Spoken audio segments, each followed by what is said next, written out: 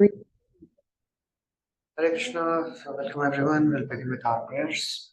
Om Jnanatimirandasya Jnananjana Shalakaya Chakshuro Anmilitam Yena Tasmai Shri Gurave Namaha Shri Chaitanya Manobishtam Sthapitam Yena Bhutale Swayam Rupa Kadavayam Dadati Swapadantikam Vandeham Shri Guru Shri Yuta Padakamalam Shri Gurun Vaishnavamsha Shri Rupam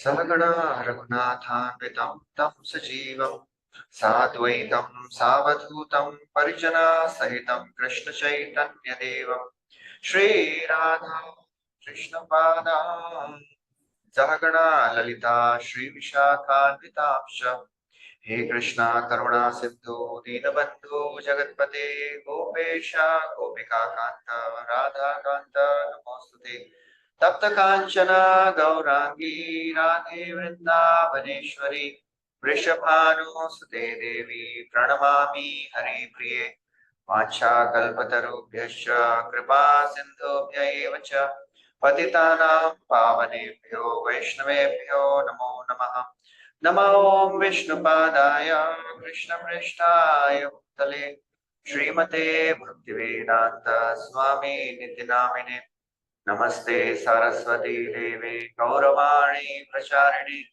निर्विशेष शून्यवादी पाश्चात्य देश तारिणी जय श्री कृष्ण चैतन्य प्रभु नित्यानंद श्री अद्वैत गदाधर श्रीवासदि गौर भक्तवृंद हरे Krishna Krishna Krishna Hare Hare Hare Ram Ram Ram Hare Hare.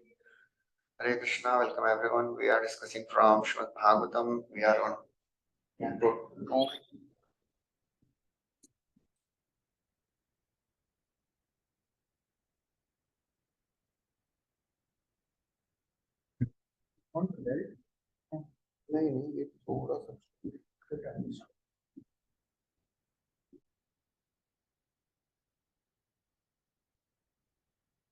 Hare Krishna. So we are discussing from the second canto of Srimad Bhagavatam, and we are discussing the seventh chapter, the scheduled incarnations.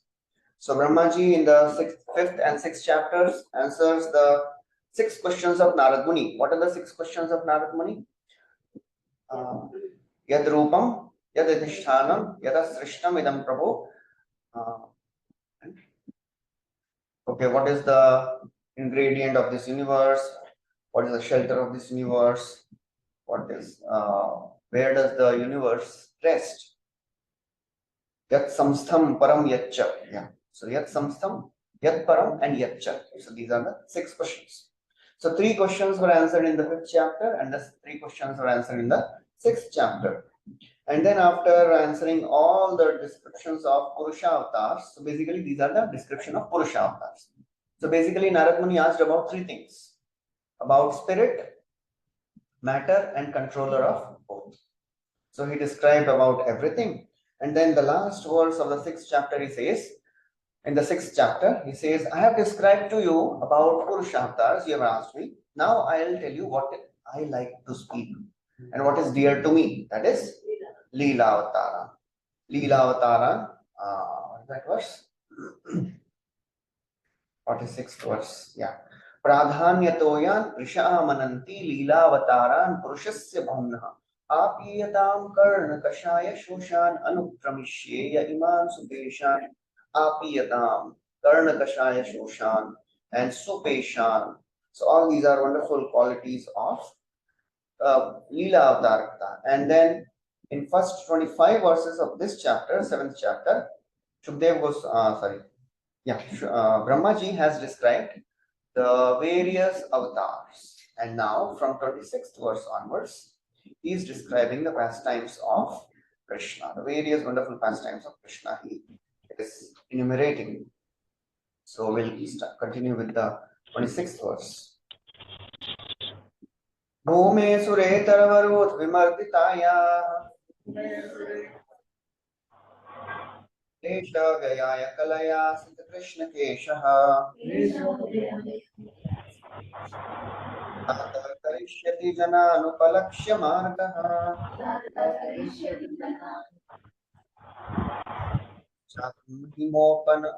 mahimopani bandhanani.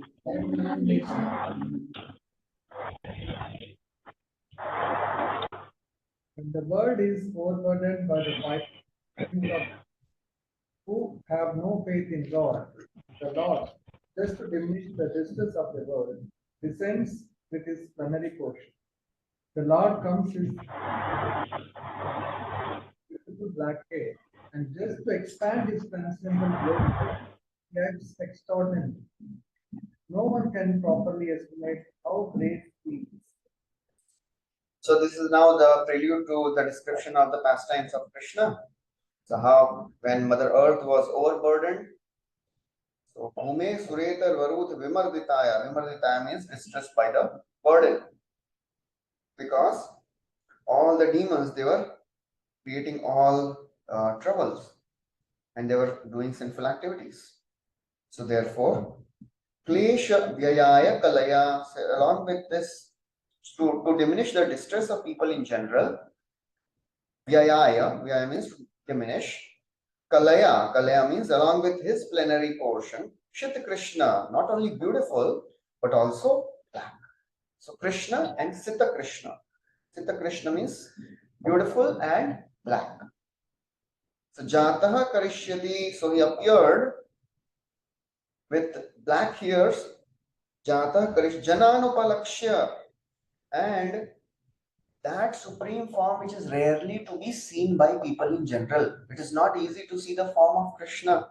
Bhagavad Gita also Krishna says in the 11th chapter, after showing this Virat Rupa, then after he shows, Arjuna requests, please, I cannot see this form.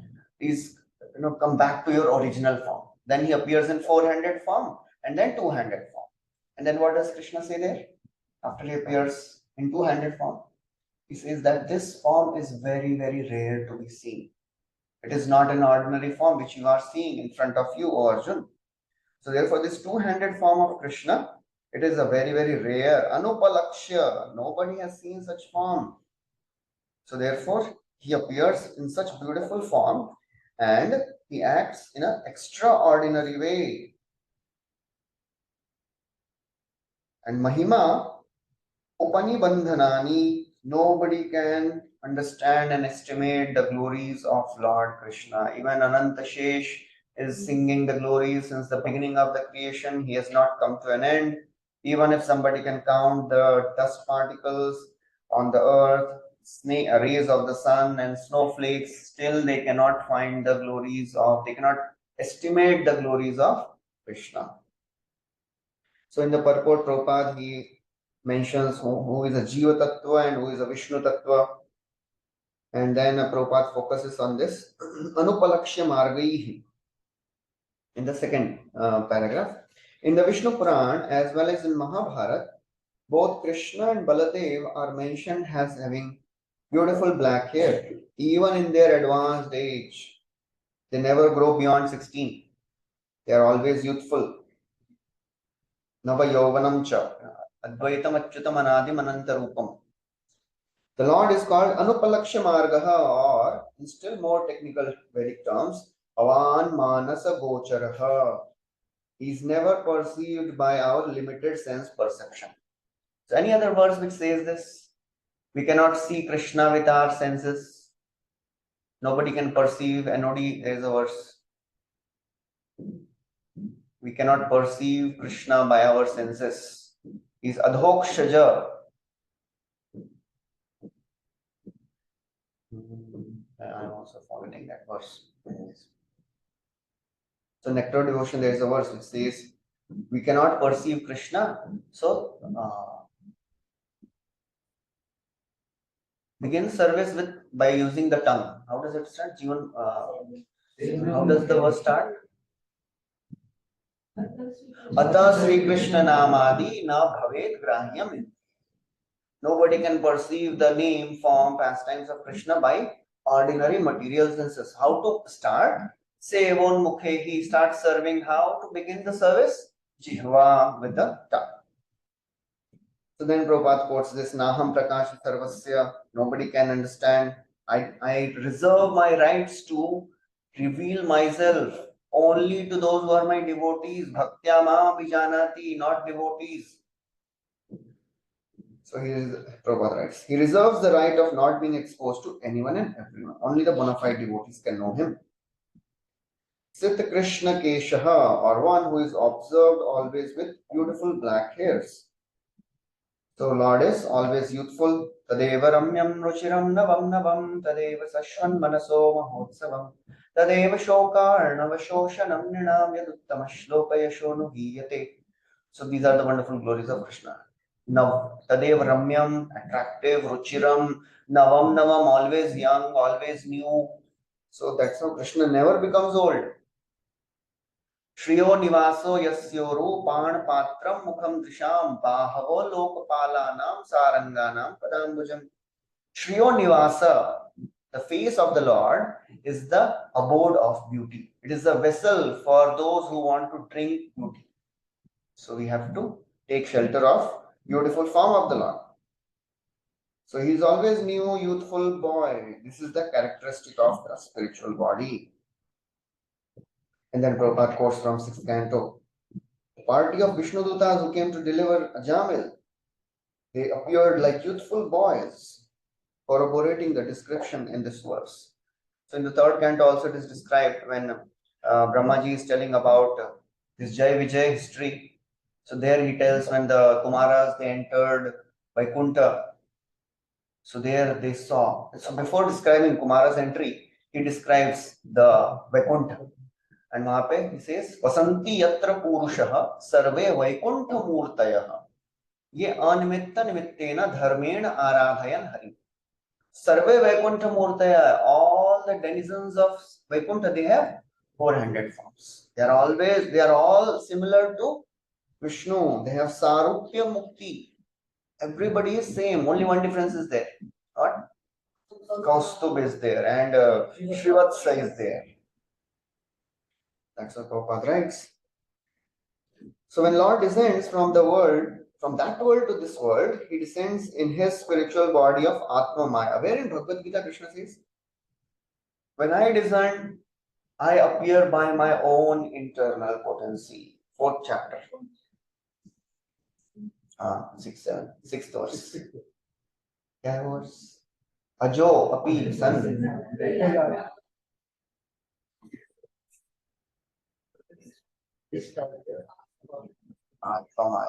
I appear by my own internal potency. That's what Prabhupada is writing here. He is never touched by Bahiranga Maya. Although Lord is managing the affairs of this entire universe, he is never affected. That is the divinity of the Supreme Divine. Etad Ishanam Ishasya Prakriti Sthopi Tadgunaihi Na Yujyate. Where this verse comes? Etad Ishanam Ishasya. पढ़ा है हमने. Etad Ishanam Ishasya Prakriti Asthopi. Although the Lord is situated in this material world, managing the affairs of this material world, na yujyate, he never gets affected. Sada Atmastha, he is always situated in his own form. Yatha Buddhi Tadashraya, and similar about the devotees of the Lord. So this comes in when Krishna enters Dwarka, he first goes to the various palaces, then he goes to the palace of the queens, and then all the queens are trying to attract him. Uddhama Bhav, Pashunamal. Then the next verse says, but Lord never gets affected by this display. He is attracted by the devotion. So there this verse comes. Okay, next paragraph, Prabhupada writes something. Okay, in the same paragraph, Prabhupada says, the allegation that the impersonal Brahman appears in this material world by accepting a material body is quite absurd. Therefore, the Lord, when he comes here, has not a material body. Bhagavad Gita, where Krishna says, when I descend, foolish people deride me. So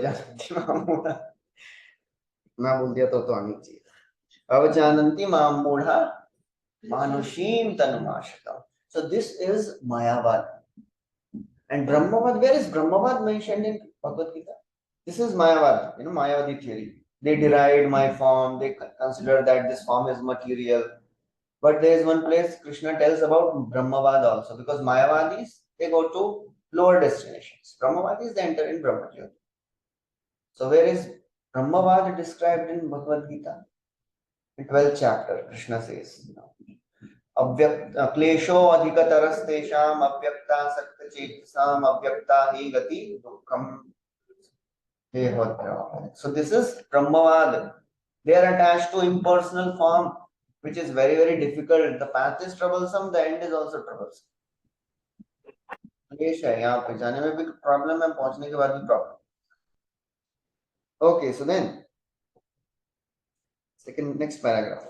Now the question is, why the Lord, who is omnipotent, comes here to diminish the burden created upon the world?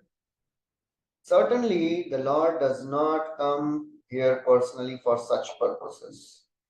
He only descends for what? To encourage his pure devotees. Kunti Maharani speaks one prayer regarding this. Anyone remembers? Why Lord appears in this world? She tells so many reasons, na? Apare Vasudevasya Devakyam. Some people say Devaki and Vasudev prayed.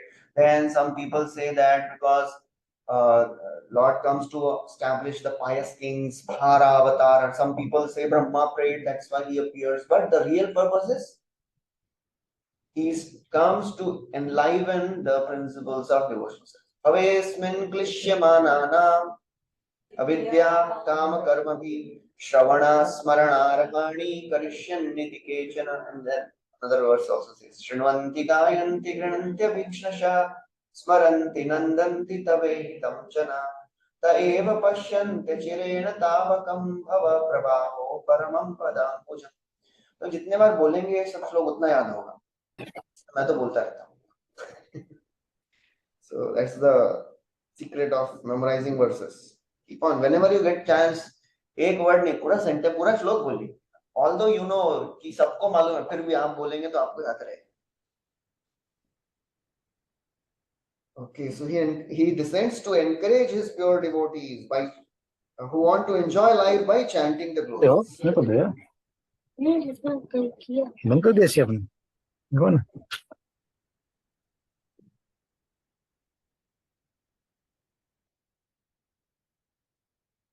Okay.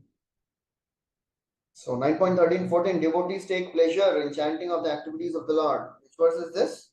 9.13-14. Mahatmanastu mampartha, I think, right? Mahatmanastu mampartha devim prakriti mashita vajantananya marso vyatva bhutari satatam kirtayanto. Yes, satatam kirtayanto. They are always chanting my glories. Okay, next verse. Now Krishna appears when Mother Earth prayed. So Brahma ji has slowed down.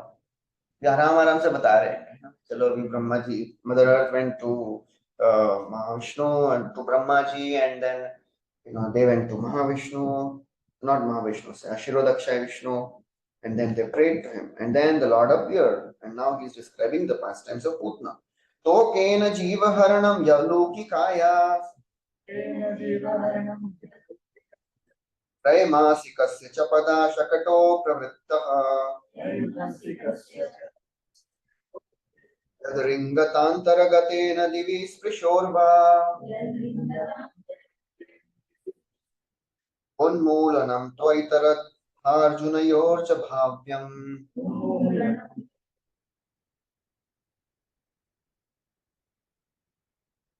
There is no doubt about that Krishna's being a supreme Lord.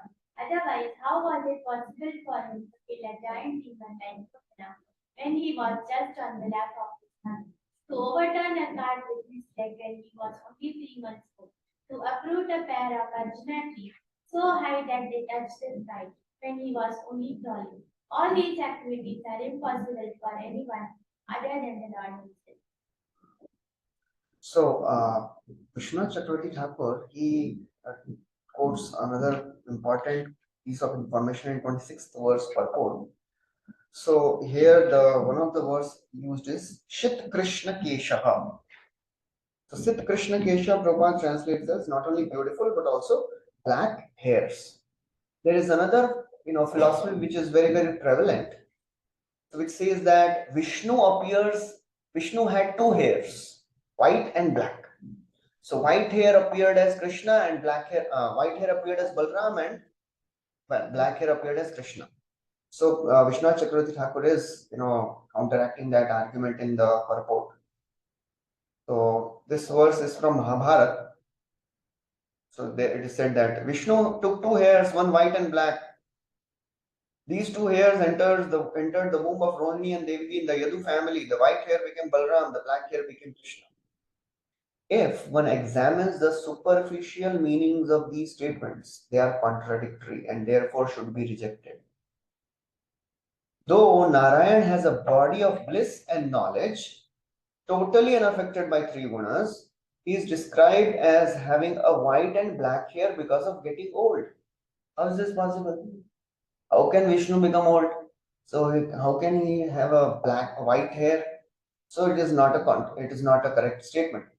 However, he is described as eternally young in statement Santam Vayasi Kaishore. There is a third canto shlok, Santam Vayasi Kaishore. It's always young. And Krishna is stated to be the original form of Bhagwan with the statement Krishnastu Bhagwan Swayam. We have seen that is the which verse? Emperor verse. This is the emperor verse of Bhagavatam.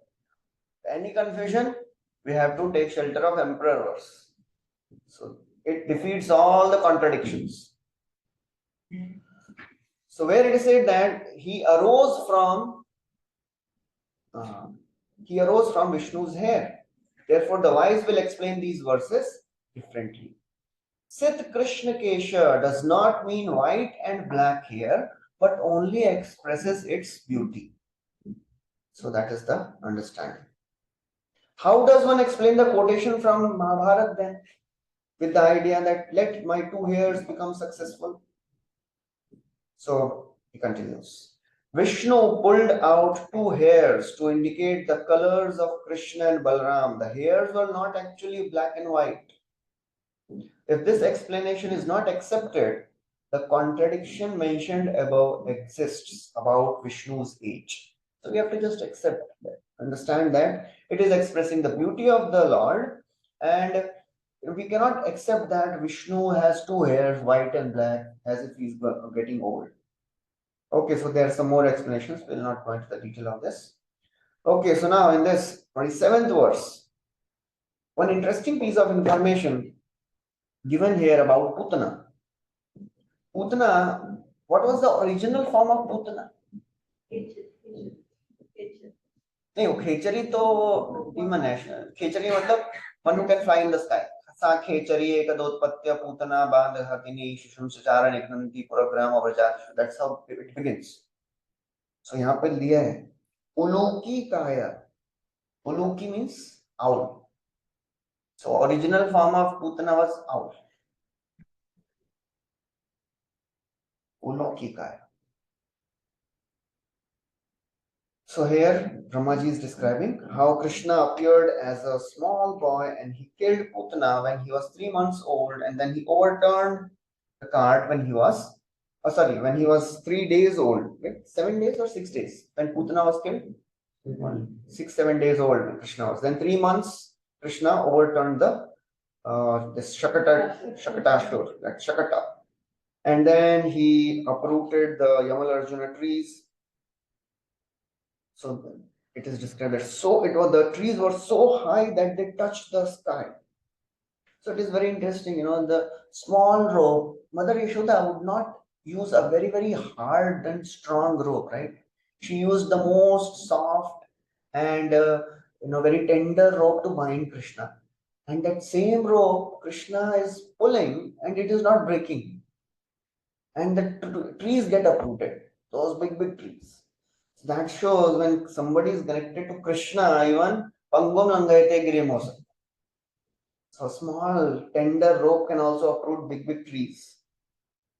So Chakravarti Thakur writes that these examples of his activities are given to illustrate how Krishna's activities cover his powers with their sweetness. So Krishna's pastimes in Vrindavan, they are all sweet. Krishna didn't use any weapon to kill any of the demons in Vrindavan. He used all his bodily limbs. With his lips, he killed Putana. with his toe, he killed Shaktasur, and that's how he did everything, you know. So he didn't use a single weapon so that the Brajvasi should not get bewildered. Because इतने बड़े बड़े अस्त्र भी हैं, कौन है ये? So he's really very very careful not to bewilder and give them a hint. And even after killing Putana and all these big demons, all the Brajvasis, they come to Nandamara and say, Nandamara, we think your son is some devata. What type of devata is? They say maybe he is Supreme Lord Narayan. What Narayan? He is always speaking lie. The Supreme Absolute Truth will speak lie. And when there is thunder in the sky, he runs and hides behind the sari of Yashoda. What type of Lord he is? So that's how, you know, Krishna performs so many pastimes which are full of sweetness. So these activities are not possible for other avatars. Only Krishna can do. The four vibhutis which only Krishna has, which Vishnu doesn't have. What are they? And Prema Madhuri. So Leela, Krishna performs wonderful pastimes which only he can perform, nobody else. The pastimes with gopis and friends, nobody can, you know, put hand in the on the shoulder of Vishnu, bole chalo ghum ke aate hain. There is only one rasa. Bhavan Prabhur Aham Das. You are master, I am servant. But for Krishna, anything is possible. Gopas can tell Krishna, Krishna, what type of big person you are. Yesterday only I defeated you. Sakha more Shuddha Bhave Skandya Rohan Tumi Kona Badaloka Tumiya Masam. So that's how Krishna performs wonderful pastimes. So Prabhupada writes, one cannot manufacture God by one's mental speculation or by numerical votes. आज तक election नहीं हुआ है, चलो next भगवान कौन होने वाले हैं? No. Because Krishna was God when he was few days old also. He killed Putana, and when he was 6 days old, he killed Shaktasur. And Prabhupada describes the beauty of Putana, how grand, how big she was. Prabhupada writes, when the demoness fell down, she extended to 6 miles. That's how big she was. And in his Vaman incarnation, he posed himself as a dwarf. But when he took possession of his land, promised by Bali Maharaj, he expanded his footstep to the top of the universe, extending thousands of miles. So Prabhupada writes that Krishna, he can expand himself, but Krishna purposely didn't manifest anything great. Krishna remained in his original small baby form only. Only one pastime Krishna expanded himself in Vrindavan. Where? When? Aghasur. Expanded means expanded in size. Why Krishna expanded himself? In that pastime only? Because the ball or inside. Okay, yes, that is there. He could have killed him without expanding also. So he expanded himself because nobody was there to see kya ho raha hai. So that's why Krishna expanded. Well, now I can expand myself and kill him in this way. Otherwise, Krishna made sure that he remained in the original form as a small boy, so that nobody would doubt, so that the rasa does not get disturbed. Prabhupada writes that it was not very difficult for Krishna to perform a miracle by extending his bodily features, but he had no desire to do it because of his deep filial love for his mother. If Yashoda had seen Krishna in her lap extending 6 miles to cope with the she-demon Putana, then the natural filial love would have been hurt. When Krishna showed this Brahmanda darshan in the mouth of Yashoda, and Yashoda starts thinking maybe he's a Supreme Lord, and I am thinking, and I am Brajeshwari. That verse. She says, Brajeshwarasya Akhila Gopika Pati. I am thinking I am Brajeshwari, and all these are my cows and the cowherd men. We are controllers. But now I have realized I am the servant of the servant. I am small part and parcel of Supreme Lord. So Krishna bole, to garbad ho gaya. I performed pastime to do something else. So Yashoda is thinking that no, she is, I am bigger than her. So he closed his mouth, and then he made all the thoughts disappear by Yogamaya. So that's how. As far as Krishna is concerned, he is God always, either on the lap of mother or the coverer of the universe, Vamandi. He does not require to become God by undergoing penances. Although some men think of becoming God in that way. By undergoing severe penances and austerities, one cannot become one or equal to God. I think we have discussed this previously also, or it will come in the third canto. Brahmaji says, when Lord appeared in front of Brahma, and he says, I get power by doing austerity. Lord Vishnu is telling to Brahma that I am able to create all this wonderful creation because I am doing tapasya. What Vishnu Chakravarti Thakur writes, what tapasya Krishna is doing? He says the biggest tapasya Krishna is doing that is he is creating and maintaining and destroying his own creation. Who can do so? You know, if somebody makes a big, huge company, building empire, and the next day he has to be told that abhi isko destroy karna hai. So it is not so easy. So that is greatest tapasya. He is practicing the austerity of detachment.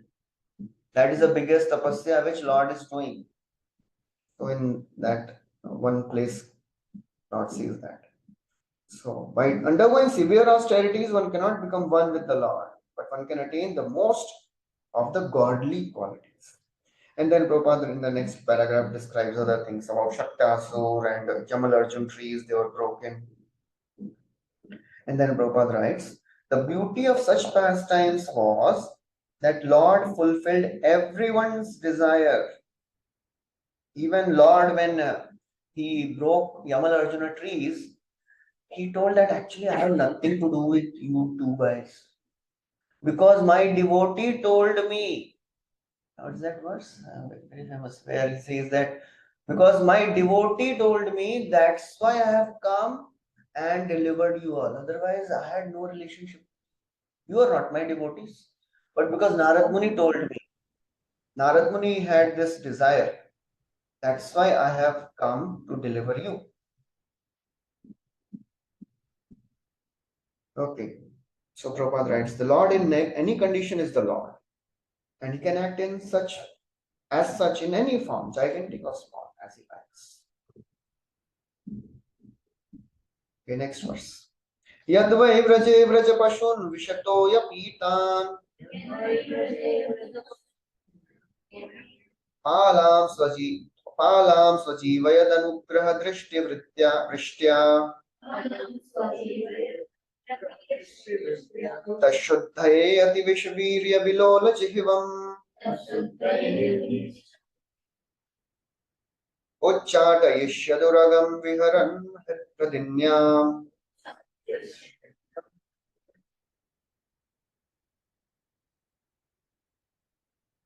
Then also, when the cowherd boys and their animals drank the poisoned water of the river Yamuna, and after the Lord in his childhood revived them by his merciful glance, just to purify the water of river Yamuna, he jumped into it as if playing and chastised the venomous Kalia snake, which was lurking there, its tongue emitting waves of blood.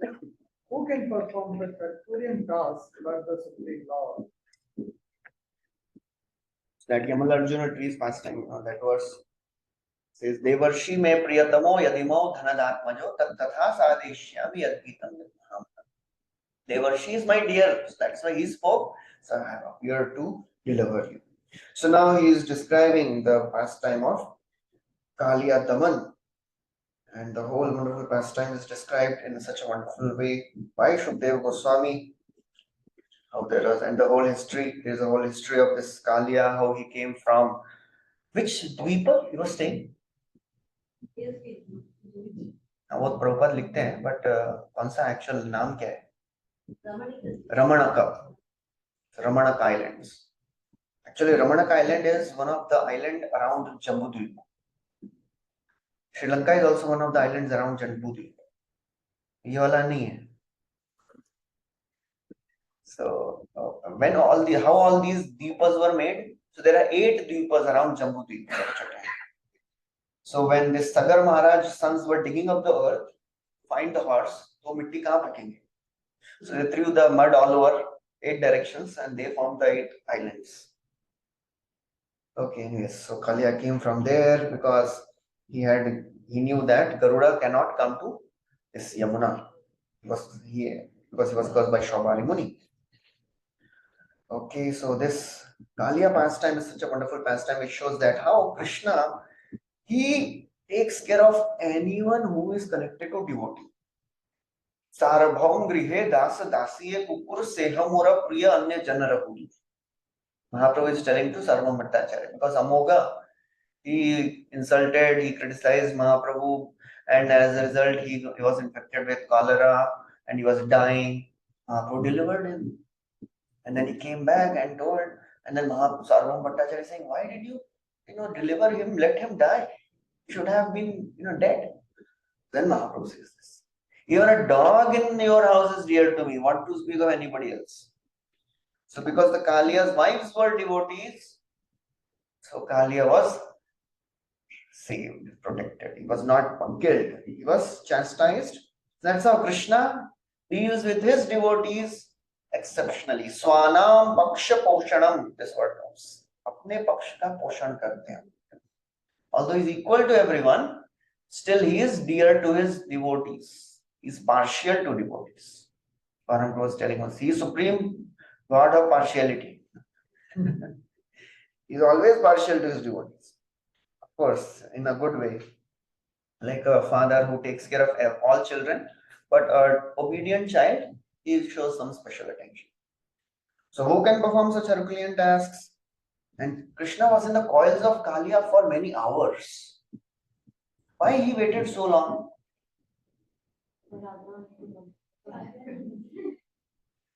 Yeah, because he wanted to create that emotions. He wanted to create all the emotions of separation. And Krishna was about to perform the most wonderful dance. Is Akhil Akhil Kaladi Guru Nanarta, ऐसा करके आता है. So if you have to do a performance, हमें audience होना चाहिए ना, अकेले कैसे करेंगे? So he was waiting for all the Brajvasis to come, and then when they assembled, then अभी हो गया, अभी सब लोग hall full हो गया है. Now I'll dance. And this is one of the explanations. Okay, so Lord performs such wonderful pastimes. Okay, the next he continues. After this Kalia Daman Leela, this Davanala was there. Tat karma divyamivayan nishini shayanam Davagnina shuchivane paridahyamane Uddeshyati vrajamato vasitanta kalam नेत्रे निविधाय सबलो नदिगम्य वीर्यः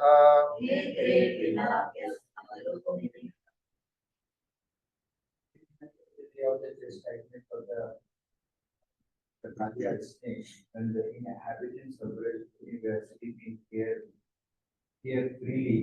There was a forest fire ablaze due to dry leaves, and it appeared that all the inhabitants were sure to meet their death.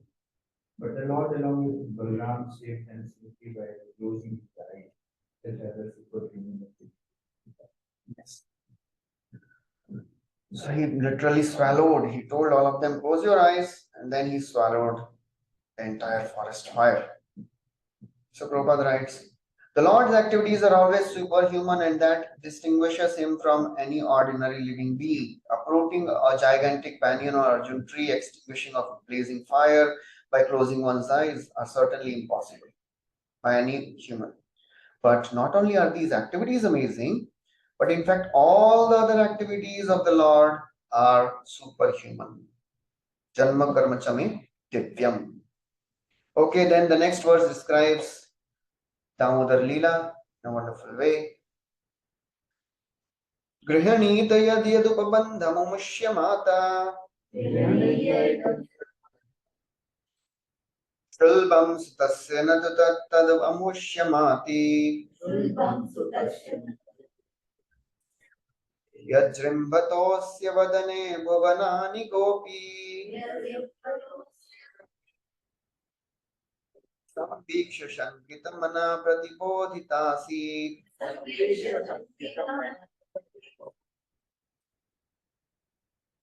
When the cowherd woman, Krishna's foster mother, Yashoda, was trying to tie the hands of her son with ropes, she found the rope to be always insufficient in length. And when she finally gave up, Lord Krishna, by and by, opened his mouth, wherein the mother found all the universes situated. In this, she was doubtful in her mind, but was convinced in a different manner of the mystic nature of it.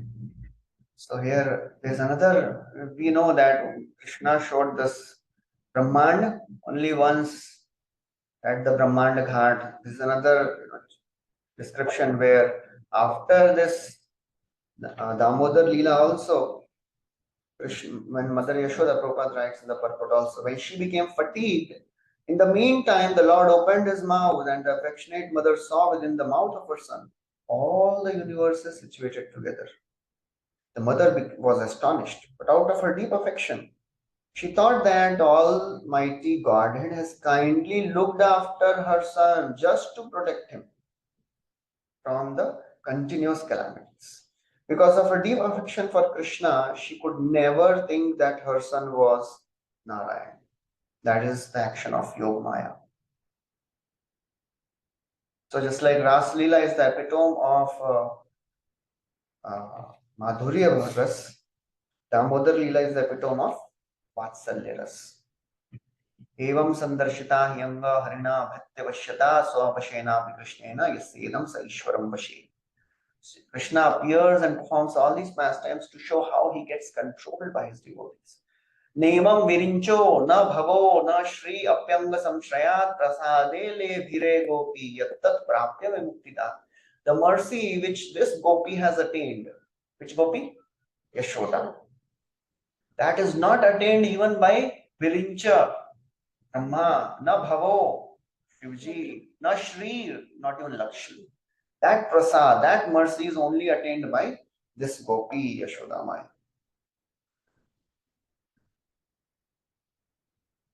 Okay, next verse. Then Brahmaji describes Nanda Maharaj, he was protected by Krishna when he was arrested by the servant of Varuna. Somebody can read the translation of this 31st verse.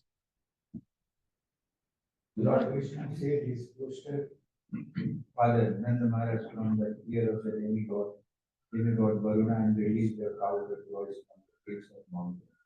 For they were placed there by the son of Maya, also to the inhabitants of the mountain, who were busy working during daytime and sleeping soundly at night because of their hard labor. Lord Krishna avoided the motion to the highest plane in the spiritual sky. All these acts are transcendental and true without any doubt it is possible. Yes. So one time all the Brajvasis, they wanted to see wanted to see and hear about the spiritual world. So they went and told Krishna that, oh Krishna, please, show mercy and show us the spiritual world also. So Krishna, he showed them the spiritual world and they realized, ye to apne jaise ye Vrindavan hi lag raha hai. So it is the same place. See, they saw the same forest of Vrindavan, same Govardhan, they saw themselves also. That is how, Krishna displayed this wonderful pastime. He promoted all of them to the spiritual world. Then Prabhupada writes in the purport about this whole story, how Nanda Maharaj, he was arrested mistakenly by the servant of Varuna. And it is said that he was a demoniac servant. He didn't know that who is Nanda Maharaj. He is not an ordinary person. And when Nanda Maharaj, he saw that Varuna Dev is worshipping Krishna. So he came back and he started telling, do you know what I saw? The greatest of the Devatas are worshipping Krishna. Maybe he is the Supreme Lord Narayan. He also started thinking. Then next moment he said, no, how is it possible? Koi nahi sakta. He keeps doing all mischievous activities. He speaks lies. That's how all the logic is defeated. They know that Krishna is Supreme Lord. Just like in Gopi Geet also. Gopis are telling that you are the Supreme who is there in everyone's heart. What is that verse? You are Vikhana Sardhito Vishwaguptaye Sakaudevan Satvatam Kule. How does it start? Virachita Bhayam Vishnudhuryate. नहीं उसमें नहीं आता. विखन सार्थितो विश्वगुप्त, इसका जो शुरुआत है उसमें बोलते हैं you are the same Paramatma who is there in everyone's heart. You are not the son of Nanda Maharaj. You are the same Paramatma. And because Brahmaji prayed, Vikhana Sardhito Vishwagupta, that's why you appeared in Satvatam. Gopis also know that he is Krishna, he is the Supreme Lord. But still, their love is so great that they don't care for it. And you know the past time when Krishna was once hiding from the gopis and he manifested four-arm form. So all the gopis, they came and they offered obeisance and they asked, where is Krishna? Please tell us. We have nothing to do with you. Please tell where is Krishna. So that's how they are not attracted by seeing Vishnu. So Prabhupada writes, actually there was no arrest of Nanda Maharaj by Varuna because inhabitants of Vrindavan was always engaged in thinking of Krishna. They had no fear of miseries of material existence, because they were always singing the glories of Krishna. Krishna Rama Katha Muda Kuruvanto Ramamanascha Navindan Bhava Vedana. Because they were always singing the glories of Krishna and Ram. Iti Nandadayo Gopa Krishna Rama Katha Muda. So all these Brajavasis, they are always singing the glories of Krishna. So therefore they were not experiencing any material pain, material misery. That's what Prabhupada is paraphrasing here. They had no fear of miseries of material existence. Herein, after a few lines, Prabhupada writes, here it is clearly mentioned that inhabitants of Vrindavan were extensively busy in the hard labor of their day's work. And due to day's hard labor, they are engaged in sound sleep at night. So practically, they had very little time to devote to devotion, to meditation, sorry. But factually, they were engaged in the highest spiritual activities. So they were making their every activity spiritual. Yadohane vahanane mathanopalepa prenkhen khanar bharuditokshanamarjanado gayanti chainamanurakta dhiyo ashrukanchyo dhanya vrajastriyo rukramachittayana. While milking cows, threshing grains, spearing cow dung, swinging on the swing, taking care of the crying babies, they are always thinking about Krishna, singing the glories of Krishna. That's how Damodar Leela starts, na? What she was doing? Churning butter and singing glories of Krishna. The central point of activities was Krishna, and the so-called activities in the material world were saturated with spiritual potency. That is the advantage of the way of Bhakti Yoga. You can be wherever you are, but we can be the greatest of the devotees. Lord is telling to Kurma Brahman, you stay wherever you are and practice bhakti, you will come to me for sure in due course of time. One should discharge one's duty on Krishna's behalf, and all one's action will be saturated with Krishna thoughts. Okay, so the next verse, he describes Govardhan Leela. Gopairmake pratihate vraja viplavaya deve bhivarashati pashun kripayari rakshuhu Artochilindram sapta dinani sapta Varsho mahitmaghaik kare salilam. When the cowherd men of Vrindavan, under instruction of Krishna, stopped offering sacrifice to the heavenly king, Indra, the whole tract of land known as Braja was threatened with being washed away by constant heavy rains for 7 days. Lord Krishna, out of his causeless mercy upon the inhabitants of Braja, held up the hill known as Govardhan with one hand only. Although he was only 7 years old, he did this to protect the animals from the onslaught of water. Hare Krishna. So Indra is another person who created maximum havoc. Still he was not killed. क्यों? Devotee है. छोड़ दो उसको. So Lord just gave mild chastisement. Don't do this again. ना. Just behave yourself. और ब्रह्मा जी को तो कुछ बोले ही नहीं. बिना बोले ही वो समझ गए. He just neglected Brahma. Neglect is worst. थोड़ा chastisement मिल जाता है तो ठीक है. If somebody does something wrong and the senior doesn't even speak anything, that is even worse. So here he's saying that he did this to protect the animals from the onslaught of water. So the main purpose of Govardhan Leela was what? Why Krishna performed this Govardhan Leela? So that he could spend day and night. Okay, that is one reason. To destroy the pride of Indra. Any other reason? To fulfill the Govardhan's desire. कौन सा? Yeah.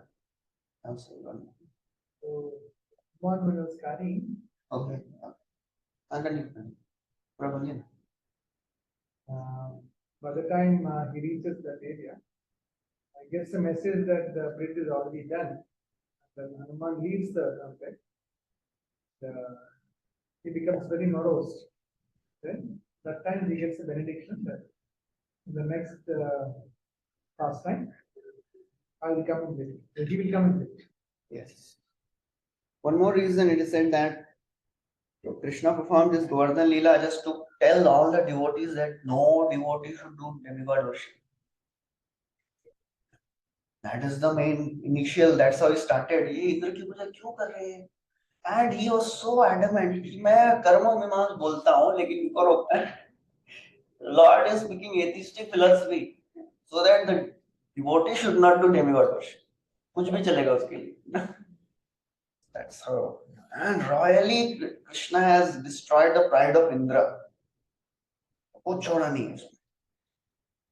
Okay. So Prabhupada describes some of these pastimes. Next paragraph, Prabhupada writes, factually, there is no need of offering sacrifices to the demigods for their services if one is engaged in service of the Lord. Then Prabhupada describes about demigod worship from Bhagavad Gita. Lord advised inhabitants of Rajbhumi not to offer any sacrifices to Indra. So Nanda Maharaj said, what do you want? You want Govardhan Puja? Na, हम लोग करेंगे Govardhan Puja. इनकी करने दो, already they are prepared.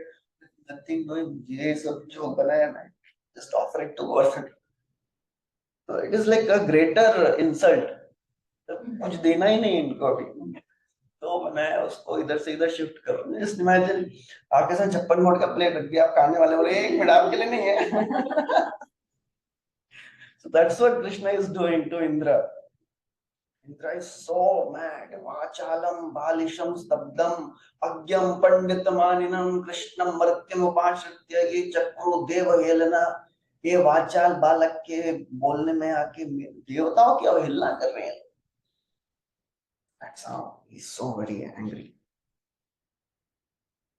Okay, so Indra, not knowing Lord Krishna, was angry at the inhabitants of Rajmuni and tried to avenge the offense. But competent as the Lord was, he saved the inhabitants and the animals of Rajmuni and proved definitely that anyone directly engaged as a devotee of the Lord need not satisfy any devtas. So when Garg Muni came and he gave this Namkaran, he did Namkaran. So he told one beautiful verse which all the Brajvasis always remember whenever there is calamity. Eshavashreya adhasyat gop gokulanandanaha anena sarva durgani yuyam anjastarishyata. So Gargacharya told that this child of yours, O Nanda Maharaj, will protect you from all the calamities. Anena sarva durgani yuyam anja. Very easily he will take you across all the problems. So whenever any problem comes, Krishna Chakravarti Thakur writes, when any problem comes, Brajvasis remember this. Krishna के पास जाते हैं, Gargacharya ने बोला, he will take us through this problem. This incident definitely proved without the doubt that Krishna is Supreme Lord and that he was so in all circumstances. Either as a child on the lap of his mother, or 5 years or 7 years old man, or 20, a boy, or 125 years old man. Okay, so then next verse describes Ras Leela and how Krishna he killed Shankachud. क्रीडन् वशे निशि निशाकर रश्मि गौर्याम् रासोन्मुख कल्पदायत मूर्छितेन उद्दीपित स्मररुषां व्रजभृद्वधूनाम् हर्तुर्हरिष्यति शिरोधनदानुगस्य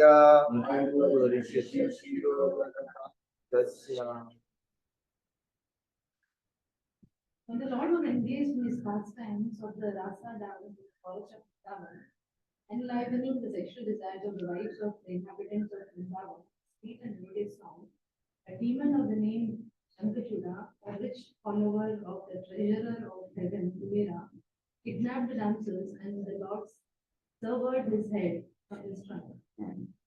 So in the 7th canto, Narad Muni is telling you, Yudhishthir Maharaj, various people they have achieved the Lord in various rasas and relationships, in various moods. Gopya kamat, bhayad kamso, dveshyas chaidyadayo nripa, sambandhad vishnaya, snehad yuyam, bhaktya vayam.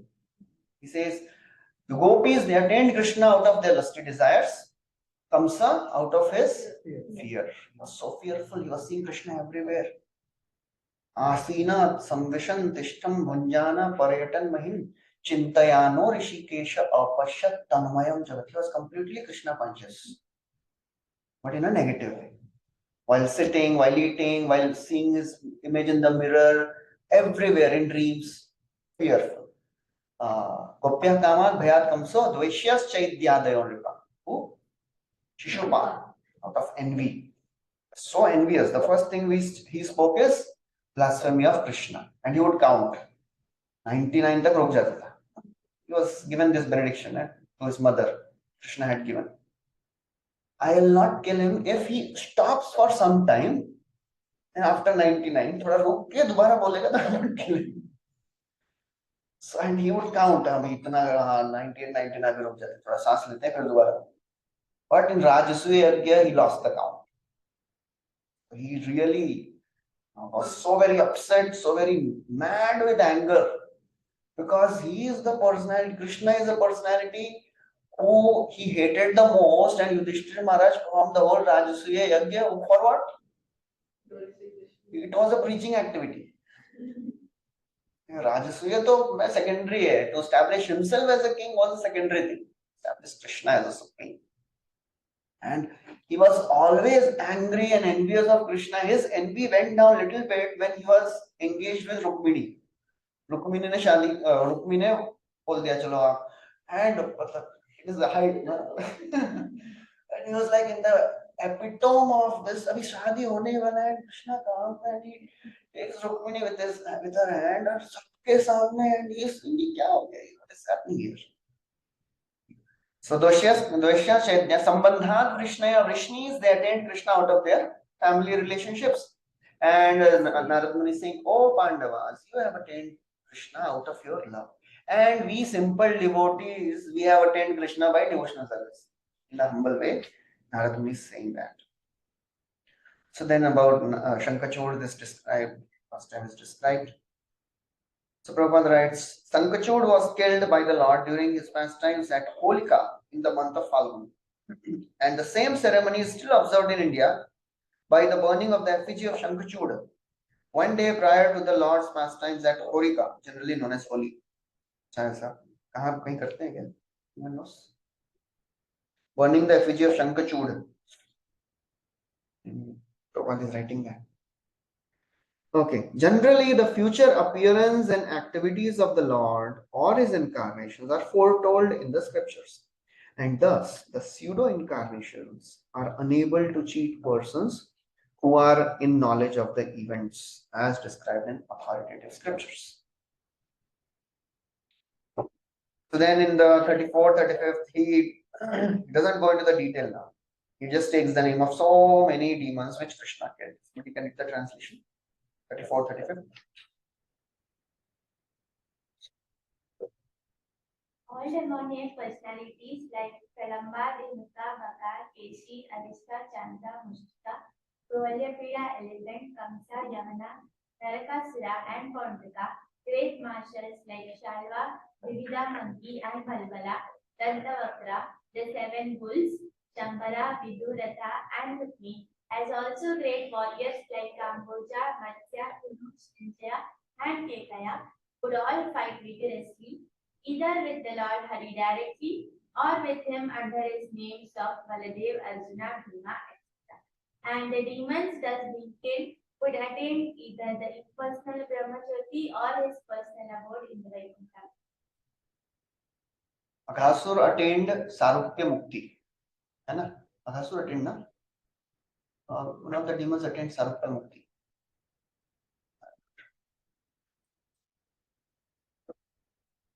They attained. It is described. One demon, Chakravarti Thakur writes, he attained Sarupya Mukti. I am not remembering the exact who is that demon. So the reason I don't know, but that is described. Chakravarti Thakur writes that all the demons, whoever is killed, they go to Brahma Jyoti. But this one demon, he attains Sarupya Mukti.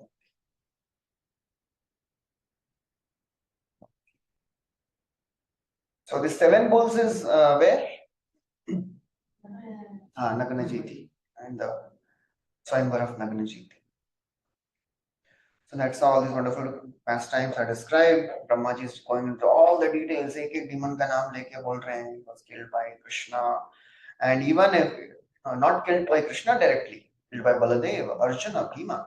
Ultimately, they are all killed by Krishna only.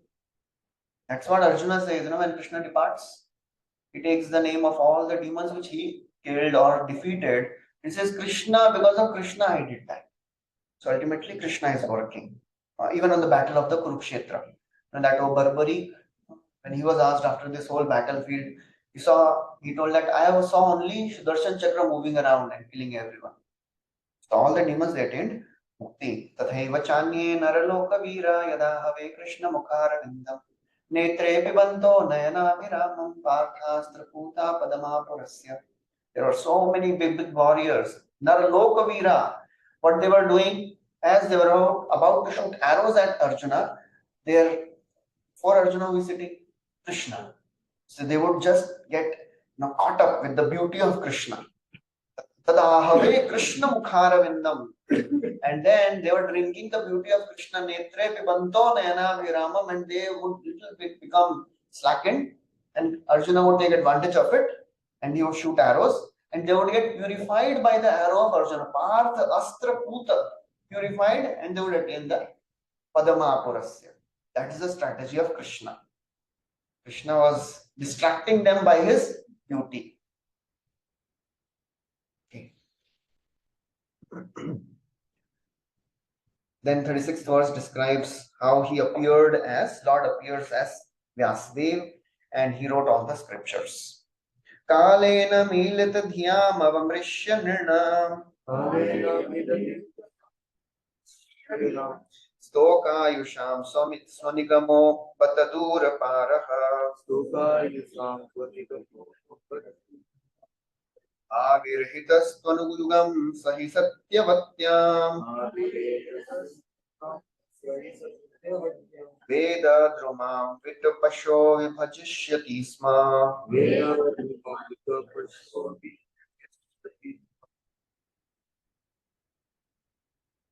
Lord himself in his incarnation as the son of Satyavati, will consider his compilation of Vedic literatures to be very difficult for the less intelligent person with short life, and thus he will divide the tree of Vedic knowledge into different branches according to the circumstances of the particular case.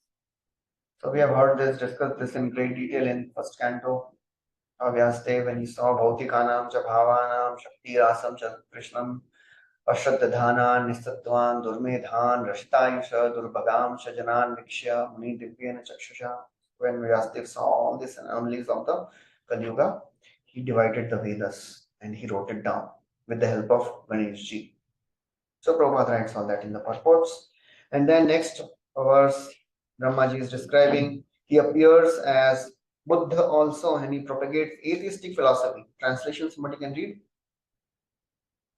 And the atheists, after being well versed in the Vedic scientific knowledge, annihilate inhabitants of different planets, flying unseen in the sky on well-built rockets prepared by the great scientist Maya. The Lord will bewilder their minds by dressing himself attractively as Buddha and will preach on sub-religious myths. So Prabhupada writes, this is not the same Buddha as we know in the history of mankind. There are two Buddhas. One who appeared as Siddhartha that the world knows. He appeared in Lumbini. So he is not the avatar of Lord. There is another Buddha, the Buddha which is mentioned in the Bhagavatam. It is not this Buddha of Lumbini. That is another Buddha. So that is described here.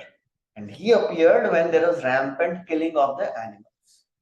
At the end of Kali Yuga, when the Brahmanas, they started misusing the scriptures and they were killing animals rampantly, just to show mercy to all these animals. Sadaya Ridaya Darashita Pashughatama Keshavadhrita Buddha Sharira Jai Jagadishari. So that Buddha is not this Lumbini wala. This is another Buddha. That is the avatar of Krishna. So Prabhupada writes in the purport, it is common sense religion because one is advised to do no harm to any living being. But before learning these principles of non-violence, one has to learn two other principles, to be humble and to be prideless. Unless one is humble and prideless, one cannot be harmless and non-violent. And after being non-violent, one has to learn tolerance and simplicity. Very, very powerful points Prabhupada is writing here. So first one has to become humble and prideless. Then one can become harmless and non-violent. And then one has to learn simplicity also after being non-violent. One must offer respects to great teachers and leaders, spiritual leaders, and also train the senses for controlled action. Prabhupada writes in one of the purports, first Canto, 5th chapter, that Narad Muni's story, without being self-controlled, without being disciplined, and without being obedient, nobody can follow the instructions of spiritual master. And without doing so, no one can go back home, back to body. These three things Prabhupada writes there. Without being self-controlled, without being obedient, and without being disciplined, one cannot be successful in following the instructions of Guru. Another place Prabhupada writes that in all the spiritual practices, mind control is must. To control the mind, one should be pure in the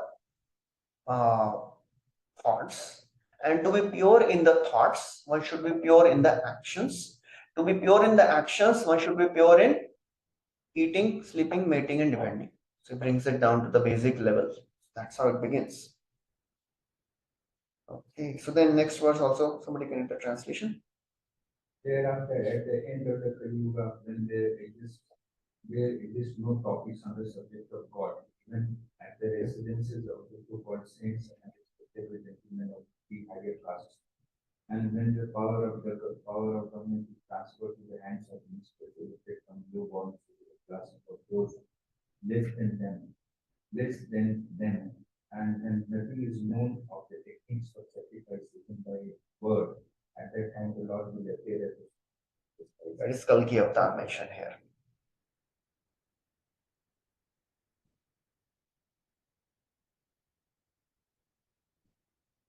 So Prabhupada many times describes that, speaks that, people say that this person is God, my Guru is God, and one point of time, there are so many people claiming that they are Kalki.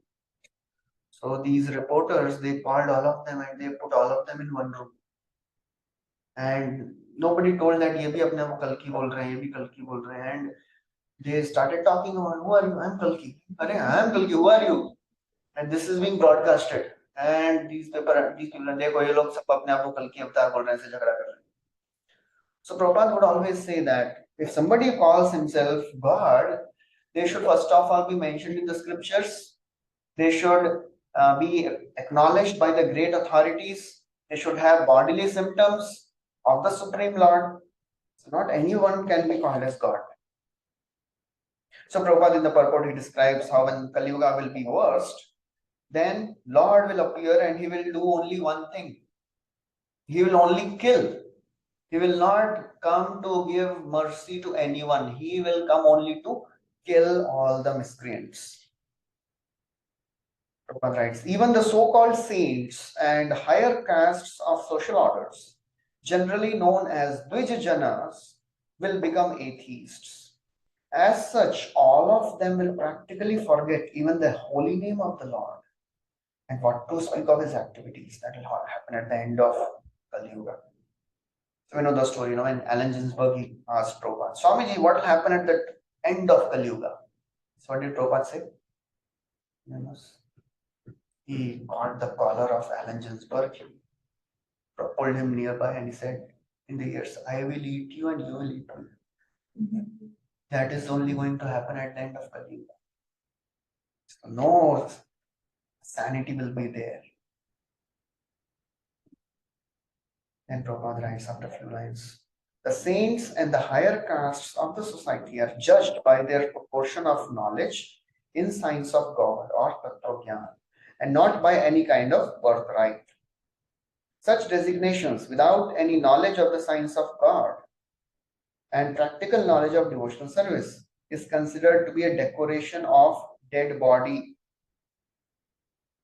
When there is too much inflation of these decorated dead bodies in society, there develop so many anomalies in the progressive peaceful life.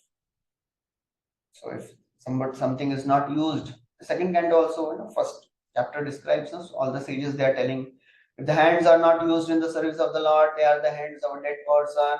Head is considered to be a burden if it is not bowing down. So that's how, if the person doesn't use his body, it is like, and decorating his body, it is like decoration of a dead body. Okay, so then, so far till verse number 39. Okay, so 39 verse we will read. Translation, somebody can read.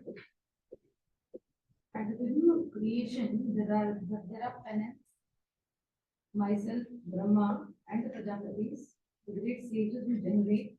Then, during the maintenance of creation, there are Lord Vishnu, the demigods, and the controlling powers, and the kings of different planets. At the end, there is a revelation, and then Lord Shiva and the atheist, full of anger, etc. All of them are different representative manifestations of energy. So after describing various Leela avatars, now he is describing the Guna avatars, Vishnu, Brahma, and Mahesh. So how they are doing different roles of creation, maintenance, and destruction. So after describing so many wonderful avatars, so lords of pastimes and avatars are unlimited, where it is said, there are so many avatars, they are unlimited, they're like the waves of the ocean. After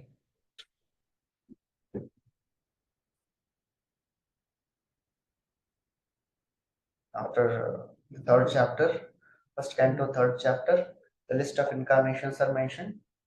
And then this famous verse, emperor verse comes. The emperor verse? Techamsh Kalamapsha. उसके बाद this verse comes. अवतारा ही असंख्येय हरे सत्व निधे द्विजा यथा विलासिनः कुल्या सरसा स्यु सहस्रशः. There are unlimited avatars of the Lord, just like there are the waves of the ocean. So after describing the waves of the ocean, the drop of the waves of the ocean, now in the 40th verse, Brahmaji is saying, who can completely describe the prowess of Lord Vishnu? Nobody can describe. Even if somebody can count the dust particles of the earth, still one cannot count the glories of the Lord. Vishnu nu virya guna gananam katamo rahatiha. यः पार्थिवान्यपि कवेर्विममे रजांसि चस्कम्बयः रहसा सखलता त्रिपिष्ठम् यस्मात् सदना दुरुकम्पयानम्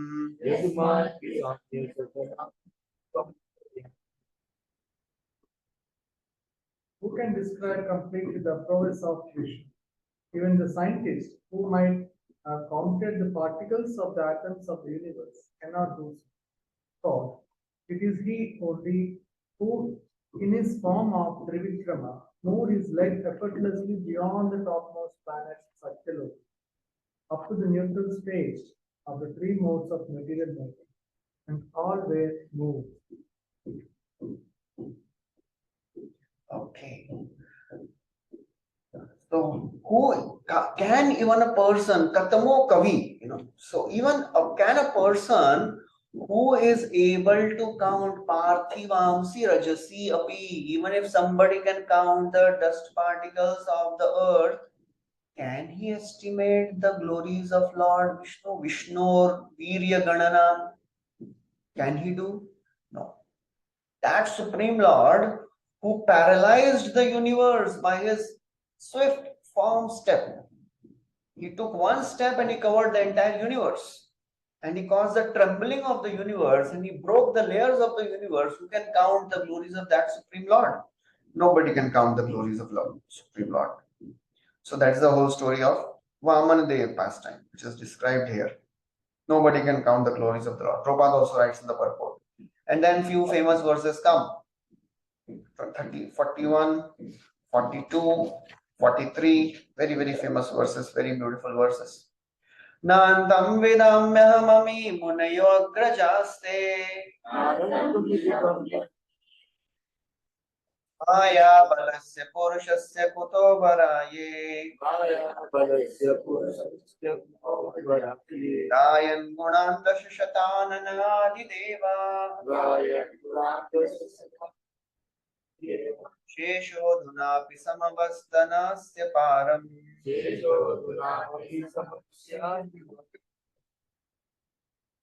Neither I nor all the sages was for him to complete the home of God. So, what can others who are born after us know about him? Even the first incarnation of the Lord, namely Shesha, has not been able to reach the limit of this knowledge, although he is describing the qualities of the Lord with 10 tests. So what to speak of anyone else? The first avatar of the Lord, Shesha. He can also not count the glories of the Lord. Na antam vidami, neither I. Ami, neither I. Who is speaking? Brahma ji. अब है ना ब्रह्मा जी बोल रहे हैं न अंतम विदामी अहमि मुनियो अग्र, nor the great sages nor I, they can fully know Maya balasya purushasya, the supreme power of the omnipotent Lord. Kuto avara, what to speak of others? If I cannot understand, the great sages cannot understand, then who else can understand?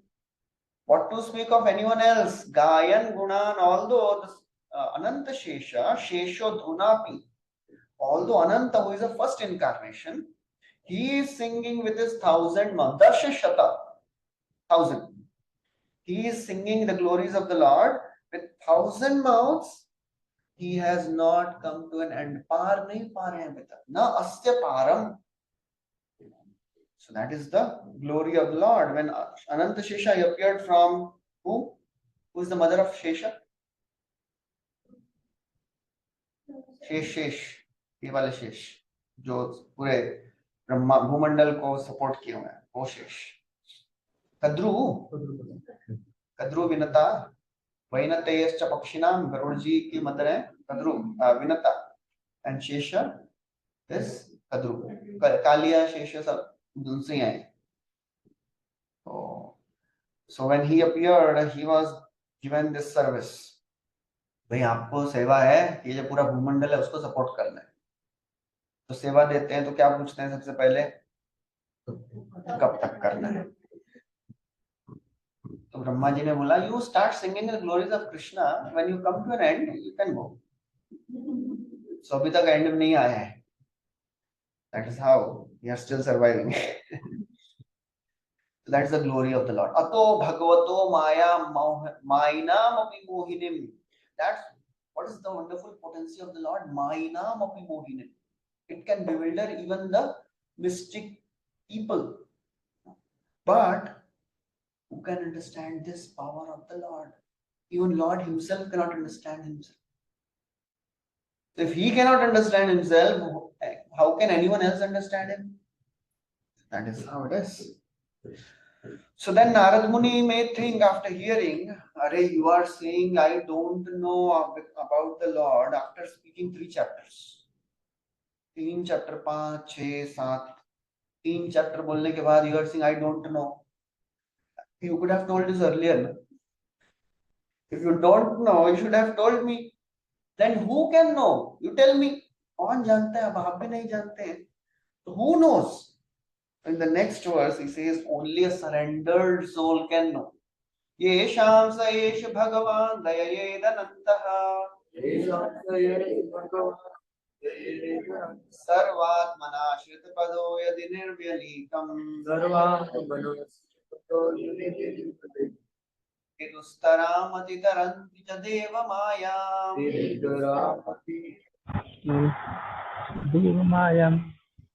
Swasrigala bhakshe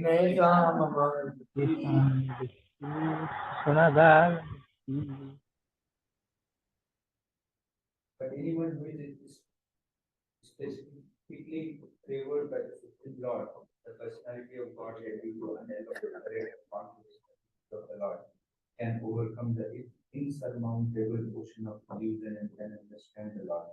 But those who are attached to this body, which is meant to be eaten at the end by dogs and jackals cannot be eaten. Yesham saesh bhagavan dayayed.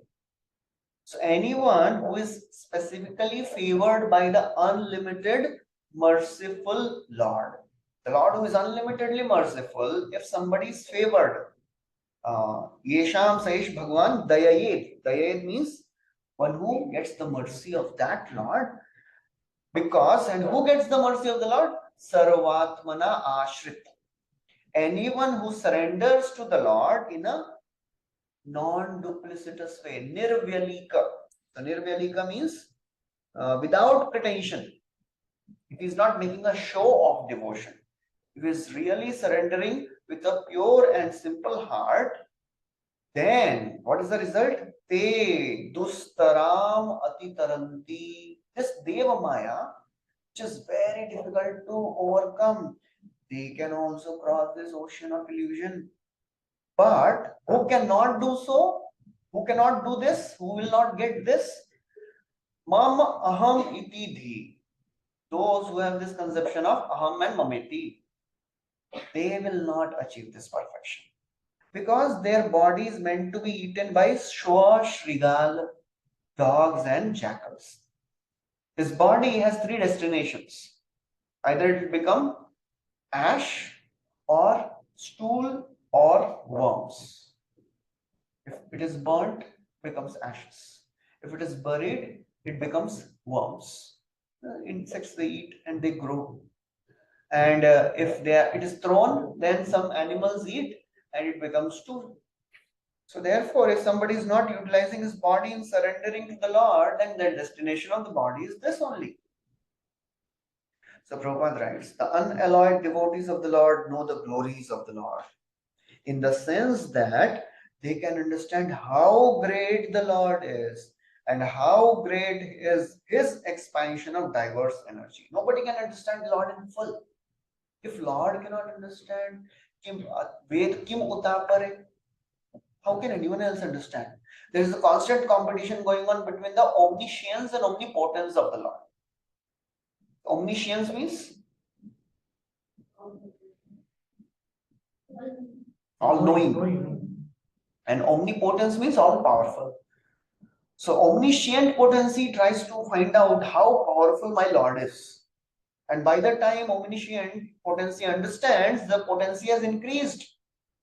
So then again there is a no chase to understand. It is like a billionaire who is asked, what is the your what type what is the total wealth you have? And he may say, I have 20 billion or 40 billion or whatever. But by the time he says that, the interest is added and he becomes little more. So that is what is happening with Krishna also. Therefore, Krishna also cannot understand. उनको ही मालूम नहीं है कितने हैं वो. So therefore, but devotees can understand Lord is great. How great it is, I don't know, but he is very great. Even Lord cannot understand, how will I understand? But those who are attached to this body, they can never understand. That is how only a surrendered soul can understand. So Chakravarti Thakur writes, what are the symptoms of his mercy? Who can understand? How to understand that this person has received mercy? There should be persons without material desires. First thing, they should have no material desires. And Sarvatmana Ashrit.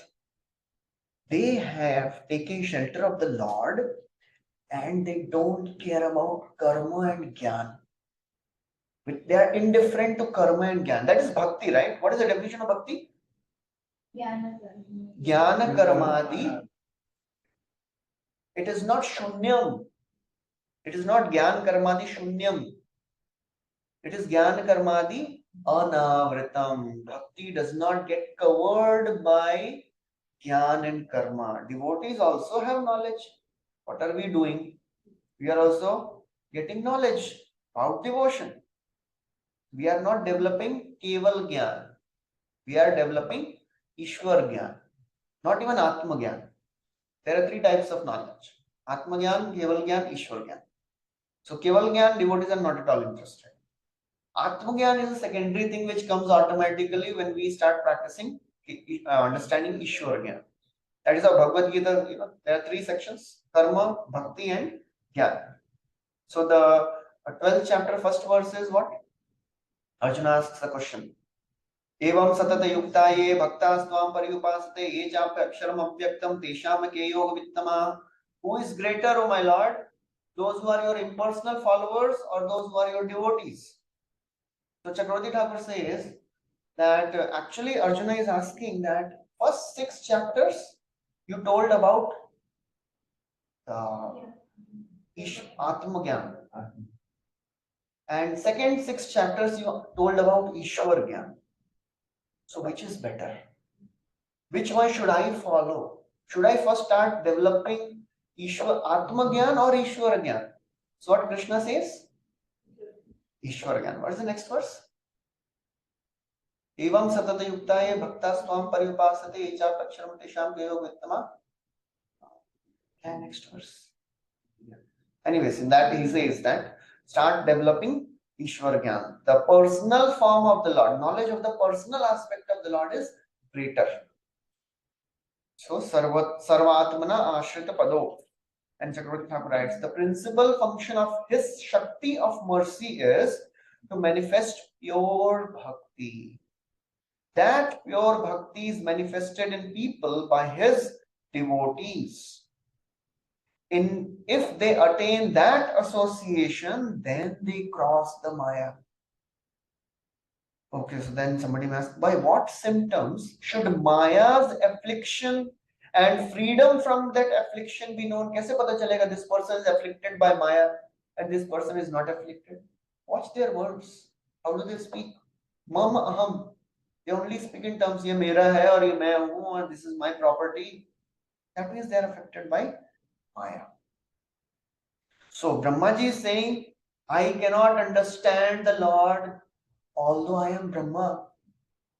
So as Brahma I cannot understand, but as a devotee of the Lord, I can understand the Lord to a certain extent. Position doesn't grant a person knowledge about God. Even if Brahma, Bahirmukh Brahma, if Brahma is not a devotee, he will not know the Lord. So then the next 3 verses, Brahmaji gives a list of examples who all know Krishna. And in that, the first personality he mentions is his name. He says, I can understand. अभी तक बोल रहे थे कोई नहीं समझ सकता है, अभी बोल रहे हैं I can. First thing he says is I can. Vedaham. So as a devotee, I can understand.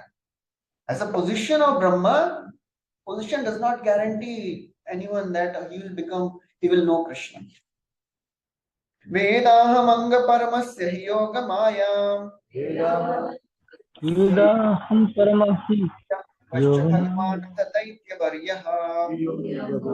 bhagavan bhagavan Bhakti mano sacha manos sachadatmajascha. manasya manusya Achina bharati purangautu dhruvascha.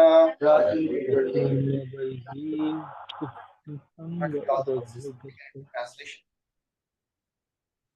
Some interesting personalities come in this. Narada,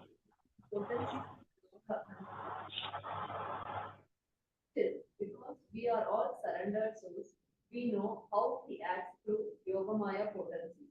And similarly, the potency of the Lord are also known to the all-powerful Shiva, the great king of atheist family, namely Prahlad Maharaj, Swayambhu Manu, his wife Satarupa, his sons and daughters like Priyavata, Uttanapada, Devahuti, Prakriti, Prachinabari, Rughu, Anga, the father of Vena, Maharaj Dhruva, Ikshvaku, Aila, Mutukunda, Maharaj Janaka, Gadi, Raghu, Ambarisha, Sagara, Gaya, Nahusha, Mandata, Alarka, Satadanva, Anu, Rantideva, Bhishma, Bali, Amrutaraya, Dilipa, Saubari, Uttanuka, Shivi, Devala, Pipalada, Saraswata, Uddhava, Parasara, Purisena, Vibhishana, Hanuman, Sukadeva Goswami, Arjuna, Arishtitena, Vidura, Sundadeva, etc. So all these personalities, they know. Any interesting personalities you could point out in this list? ये भी भगवान के बारे में जानते हैं ऐसा. Nahusha, he became a lizard. है ना, Nahusha वही है ना? नहीं, वो तो नृगा था, sorry. Nahusha, he became the Indra, na? He became the Indra when Indra was cursed and he was running around after killing this क्या नाम है? Vritrasur. Vritrasur, yes, after killing Vritrasur. So he was so lusty, he became lusty after Shachi and वो भी भगवान को जानते हैं. और कौन है इसमें? आइला. आइला कौन है? हाँ, आइला. आइला वाला मुंबई वाला आइला नहीं. आइला मतलब son of Ila.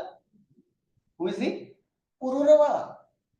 पुरुरवा है वो, मतलब ये such a lusty person है. इनका डिस्क्रिप्शन आता है 9th कैंटो में. 9th canto is full of scandals. मतलब इतना स्कैंडल है उसमें. इसमें ये इनका and he became lusty after Urvashi. फिर इतना सब होने के बाद he also knows Krishna. And one more personality. मुचकुंदे तो ठीक है. Shaubari. Shaubari's name is also mentioned. Yes. So that's why, we should never judge a person according to the present fallen condition.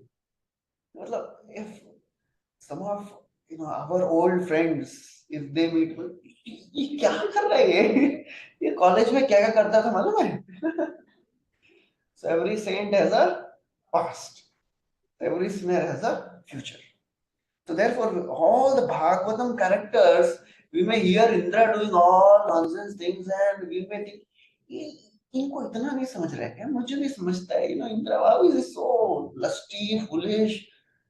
So please understand that, these great personalities, they are doing a role to teach all of us what not to do.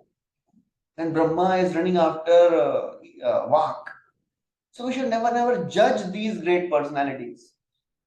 Otherwise, they have already perfected their lives. They have already crossed that phase. And they are going back to the spiritual world.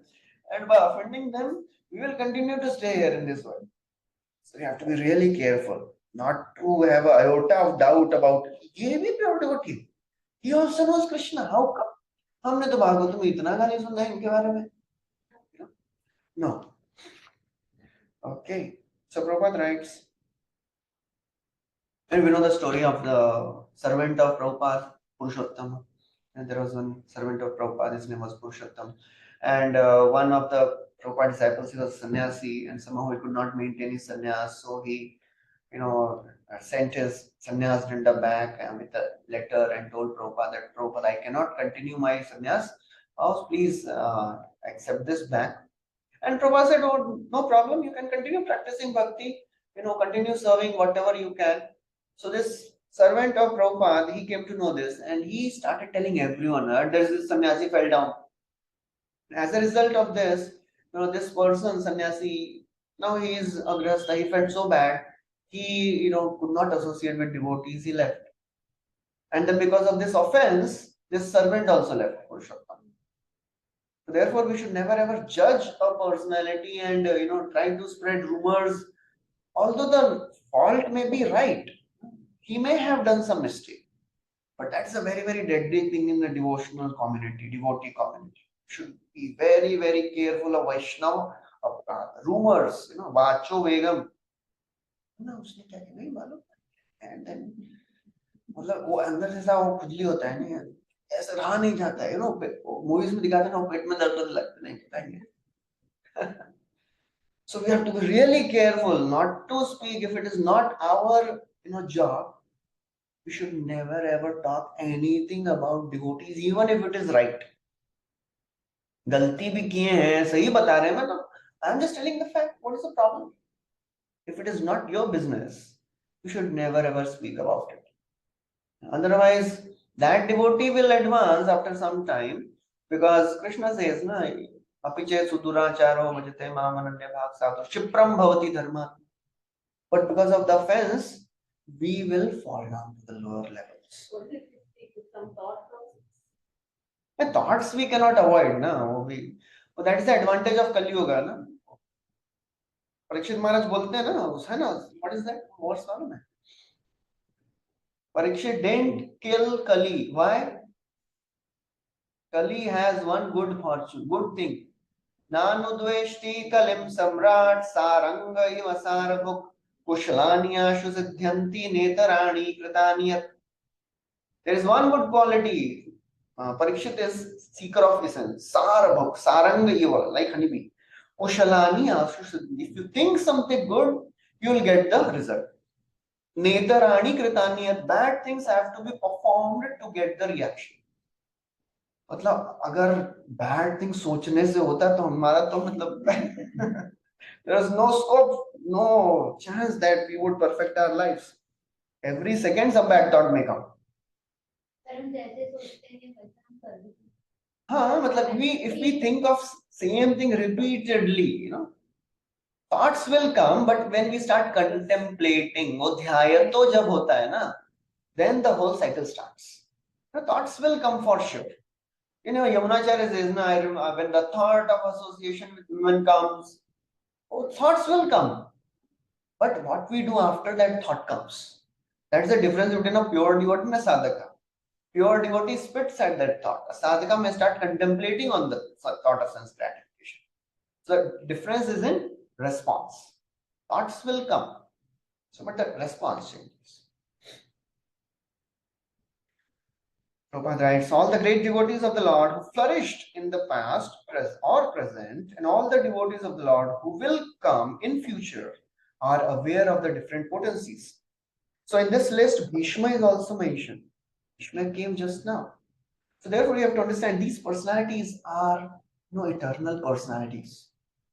So therefore, their names, when they come, these pastimes are happening in every universe, every yuga. So Arjuna, Vidura, all these names are there. Vibhishan, he came in Treta Yuga. Hanumanji, Shukdeva Goswami appeared in Kali Yuga. So Brahmaji is taking names of all of them. So Prabhupada writes, how do they know? Certainly it is not by mental speculation, nor by dint of limited instrumental knowledge. Then Prabhupada writes, scientists, they know something by their pratyaksha jnana. They believe in ascending knowledge, avaroha pantha. But our knowledge is aroha pantha, descending path. So mental speculation, Prabhupada writes, mental speculations by adding some dozens of ifs and maybes cannot aid in advancement of knowledge. You will find this in ample in Darwin's philosophy. Ifs and maybe. मतलब Darwin philosophy is full of Hindi में कुल फेंका फेंकी वाला philosophy है. He's just making a wild guess. बचपन में story सुनते हैं. There was a small rat moving on the ground and there was food kept on the table. So rat was not able to eat the food. So rat extended its head more and more and more till the time it could reach the top of the table. A fairy tale for kids. There was a horse and he ate everything on the level of his head. There was nothing remaining. The horse extended his head more and more and more till the time it became giraffe. The fairy tale for adults. Darwin ऐसा ही बोलता है. So that is a philosophy. That's how he says how reptiles developed from whales. ऐसा ही है. He says one time a fish was seen, fish got a thought and jumped. He took few steps on the ground and jumped back in water. That's how it starts. And then slowly the fish started spending more and more time on the land, and that's how they became the grandfather of the reptiles.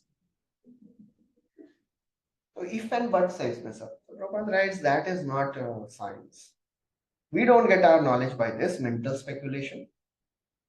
The sane person therefore ceases to speculate on subjects beyond the jurisdiction of his tiny brain. Prabhupada says scientists can never understand what is spiritual subject matter. Prabhupada gives the example of what? Scientists, they have limited brain. इसका example देते हैं. Frog in a well. कौन सा न्याय है वो? Sanskrit term है उसका. कूपमंडूक न्याय. Frog in a well logic.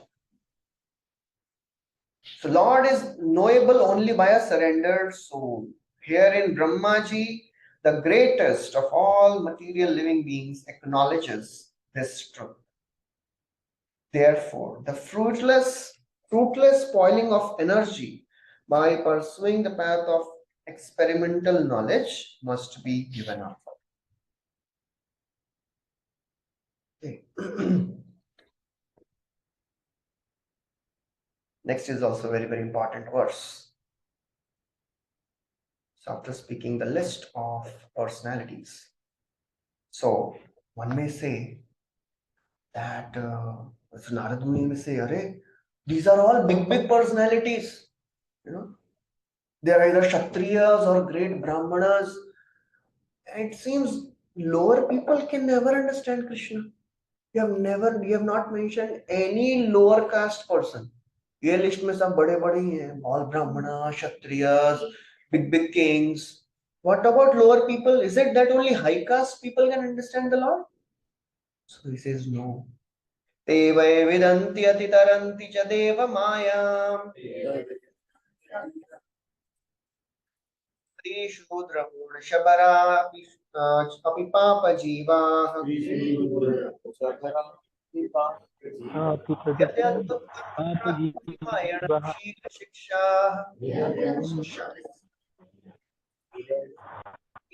Jana Api Kimo Shukatharana Ye.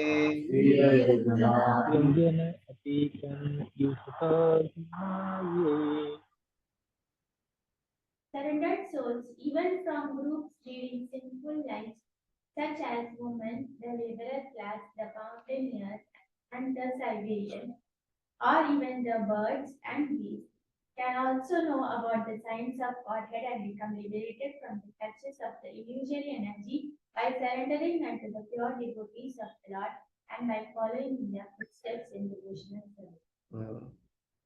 So all the lower castes also, Shudra, Purna, Shabara, Papa Jiva, there are other sinfully born people. Certainly, Tevai Vidanti Atitaranti cha Deva Maya. Certainly, they will also cross over the material world, because when it will happen?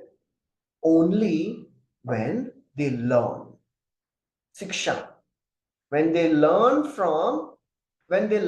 about Adbhut Krama Parayan, when they learn about the qualities of the devotees of the Lord. When these low class people, when they take shelter of the devotees and when they hear from devotees, they can also cross the ocean of material world. So he's not telling when they surrender to Lord. He's saying when they surrender to the devotees of the Lord. Tiryak Jana, even animals, if animals can also understand. So how much more quickly humans will understand? Just if they hear from the mouth of the Guru. Shruta Dharanaye. So that is how. So these locations, they're not locations which are which we know.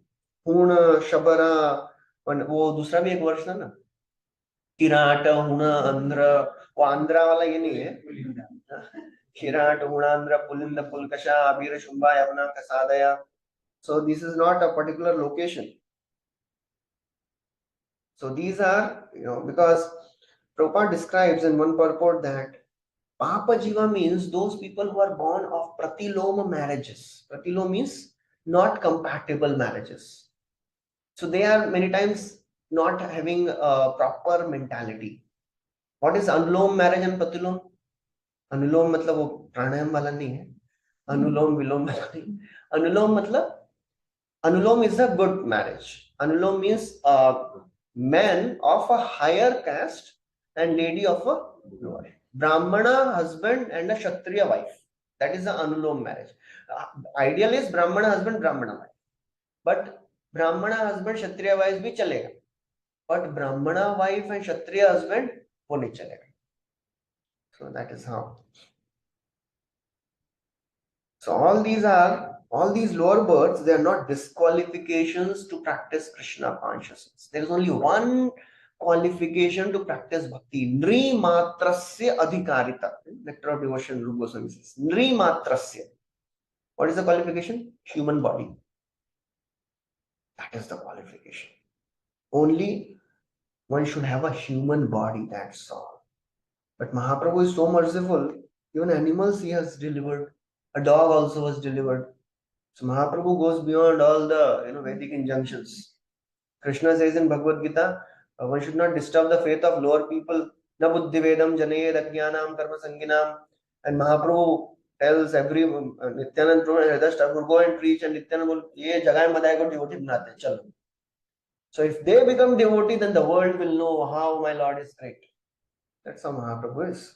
So there is only one qualification which is needed. Yadi adbhut kram parayana shila shiksha.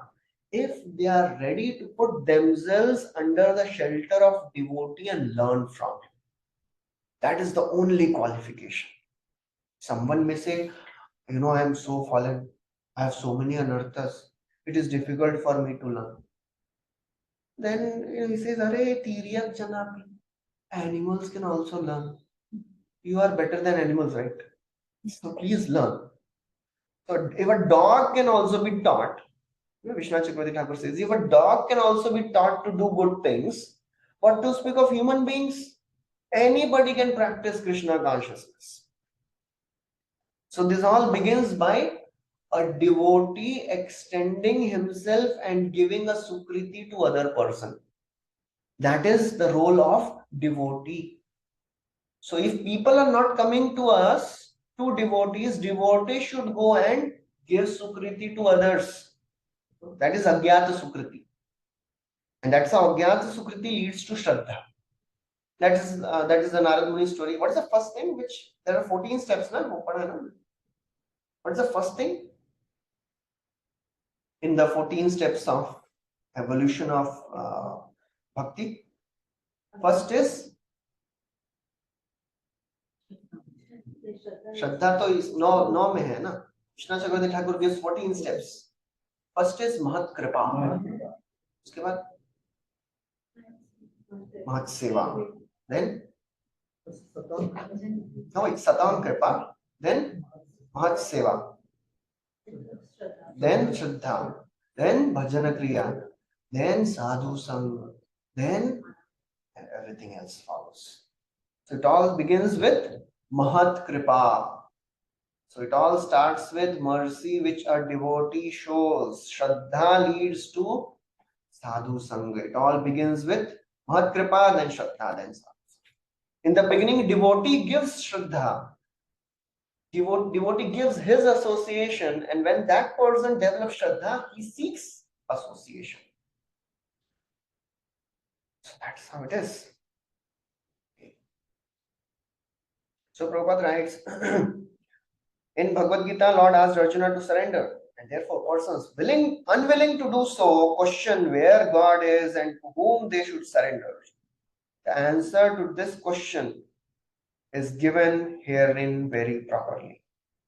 The personality of God is not present before one's eyes. But if someone is sincere in wanting such guidance, the Lord will send a bona fide person who can guide one. There is no need of material qualifications for making progress.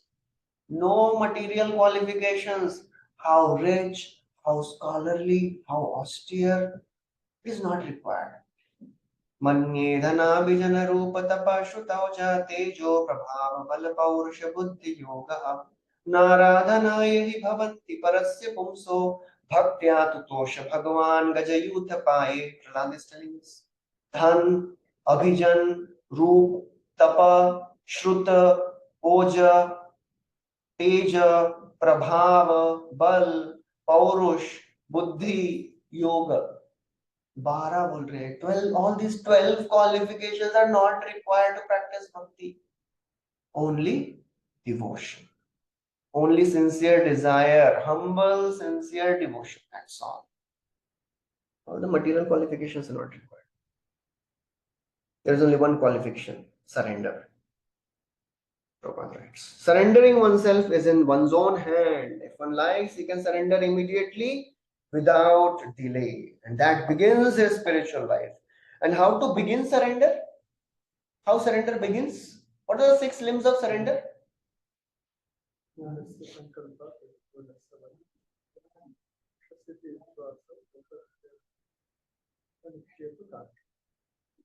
It all begins with anukulasya sankalpa, pratikulasya varjanam. That's the beginning of surrender. Accept the favorable, reject the unfavorable.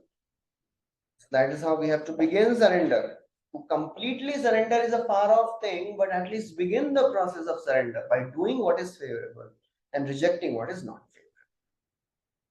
And then Prabhupada writes that the devotees are more merciful than the Lord. So therefore it is very easy to approach a devotee.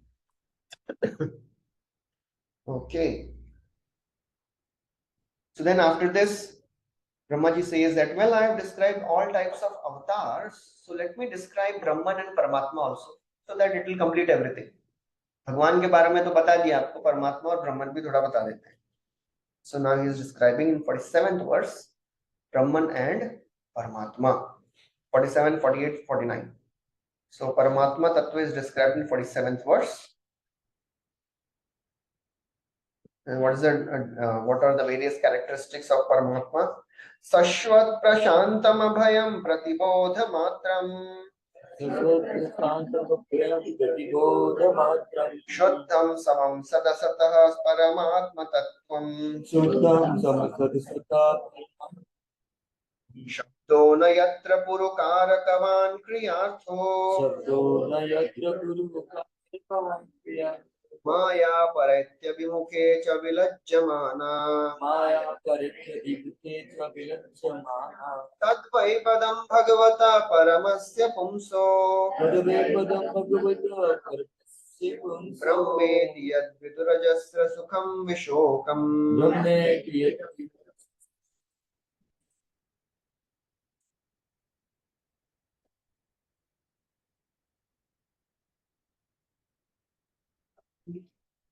Constantly, your ultimate state of is internal.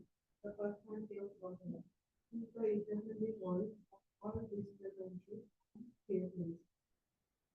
He is complete consciousness and opposed to matter, uncontaminated and without. He is the principal, deliverer, God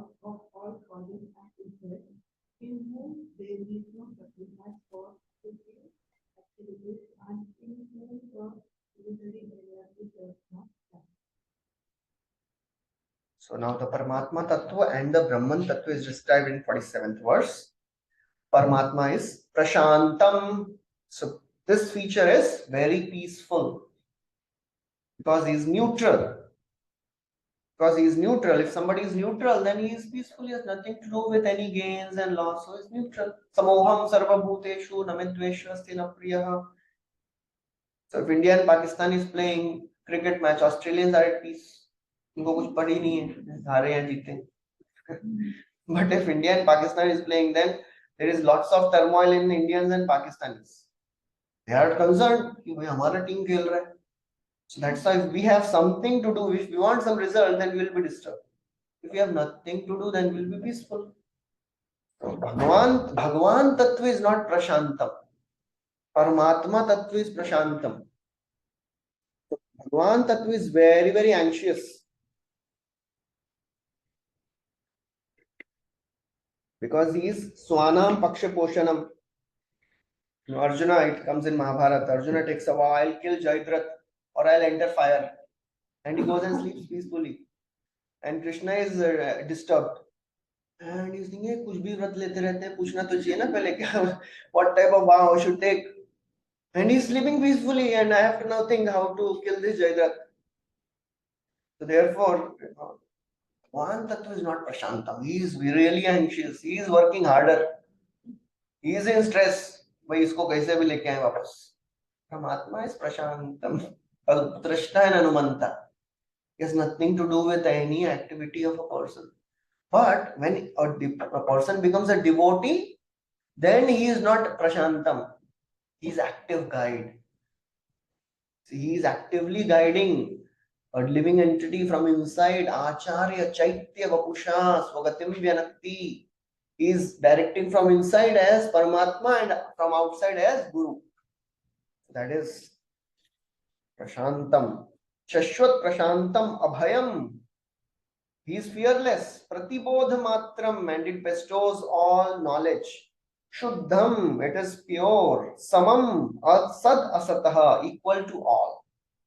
Equal to friends and enemies also. Demons and demons also. That is Paramatma Tattva. And what is Brahma? Brahman Tattva? That Brahma iti tad viduhu. So this Brahma Tattva is what? Ajasra Sukham. The last line says, Brahma iti yad vidu. So what is Brahma Tattva? Ajasra Sukham, unlimited happiness. And Vishokam, free from grief. And Tadvai Bhagavataha Paramasya Pumsaha. It is a part of it is an aspect of the Lord. And these things cannot be described by the words. You cannot describe Brahman by words. Purukaravan, the word used is Shabdona yatra purukarakavan kriyartho. You cannot describe Brahman by words. It is not so easy to describe. And the Maya potency of the Lord feels ashamed to stand before the Bhagwan or Paramatma feature. Vilajjamana, where this word has come earlier. Maya feels ashamed to stand in front of the Lord. She is standing behind the Lord. Vyasdev's vision. एक और बार आया है. व्यासदेव तो उनके vision में क्या बोलते हैं? कौन सा? He saw Krishna and Mayam Chatat Apashrakam. Mayam Chatat Apashray. What is that verse? And in second canto there is a verse. Vilajjamanaya yasya sthatum ikshapate amuya vimohita vikathante mamaham iti durdhiya. So Brahmaji is seeing, having darshan of the Lord. So there he also sees. He sees the Supreme Lord and he sees Maya Devi standing behind. Vilajjamanaya, she is ashamed to come in front. And the first canto ka verse 1 second. Cha verse hai? 1.7.5 or 6 mein hai. 175 or 6 something. So there Vyasdev is saying he's having the vision. He's seeing Krishna also. Mayam chatad apashrayam. That is how.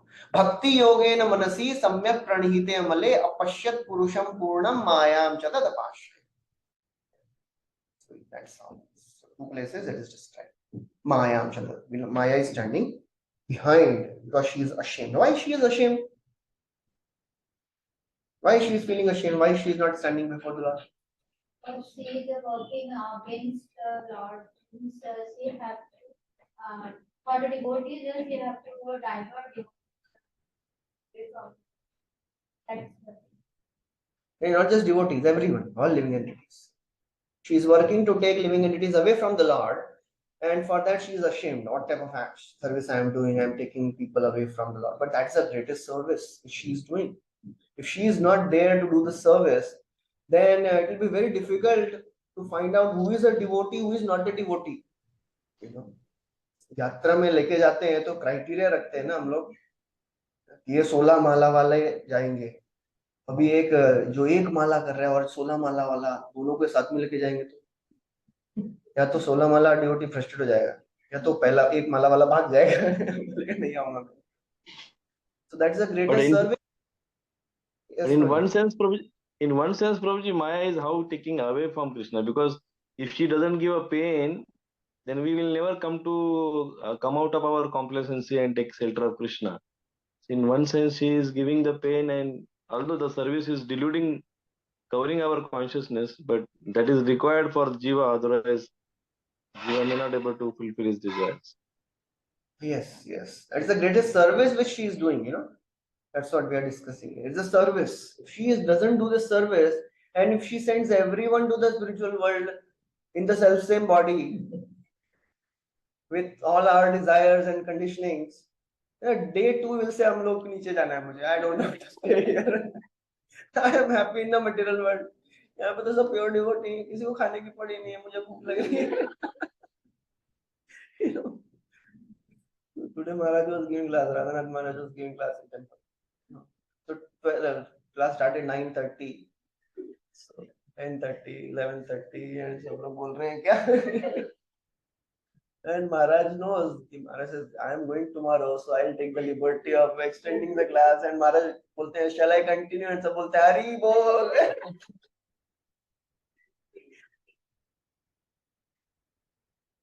In one of the yatras, Canto tells this.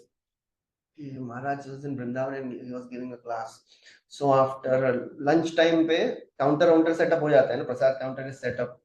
So 2 hours katha is going on, and after 12 o'clock, all the devotees they start getting up. चलो counter में लग गया, counter में line लग जाते हैं तो जल्दी मिल जाएगा, अभी तो महाराज खत्म करने ही वाले हैं ना, just 12 बज गए.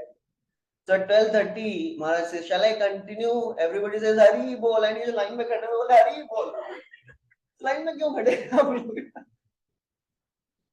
And Maharaj is continuing 2:30, 3 o'clock, and Maharaj 2:30, yes, shall I continue? ये लोग बोल रहे हैं, Hari bol.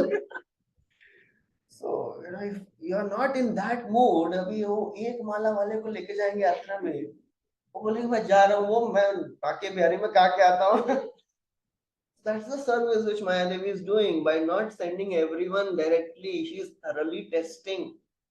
You want Krishna only, then you will go. That's why she is a devotee. That's why she is ashamed, although she is doing the greatest service.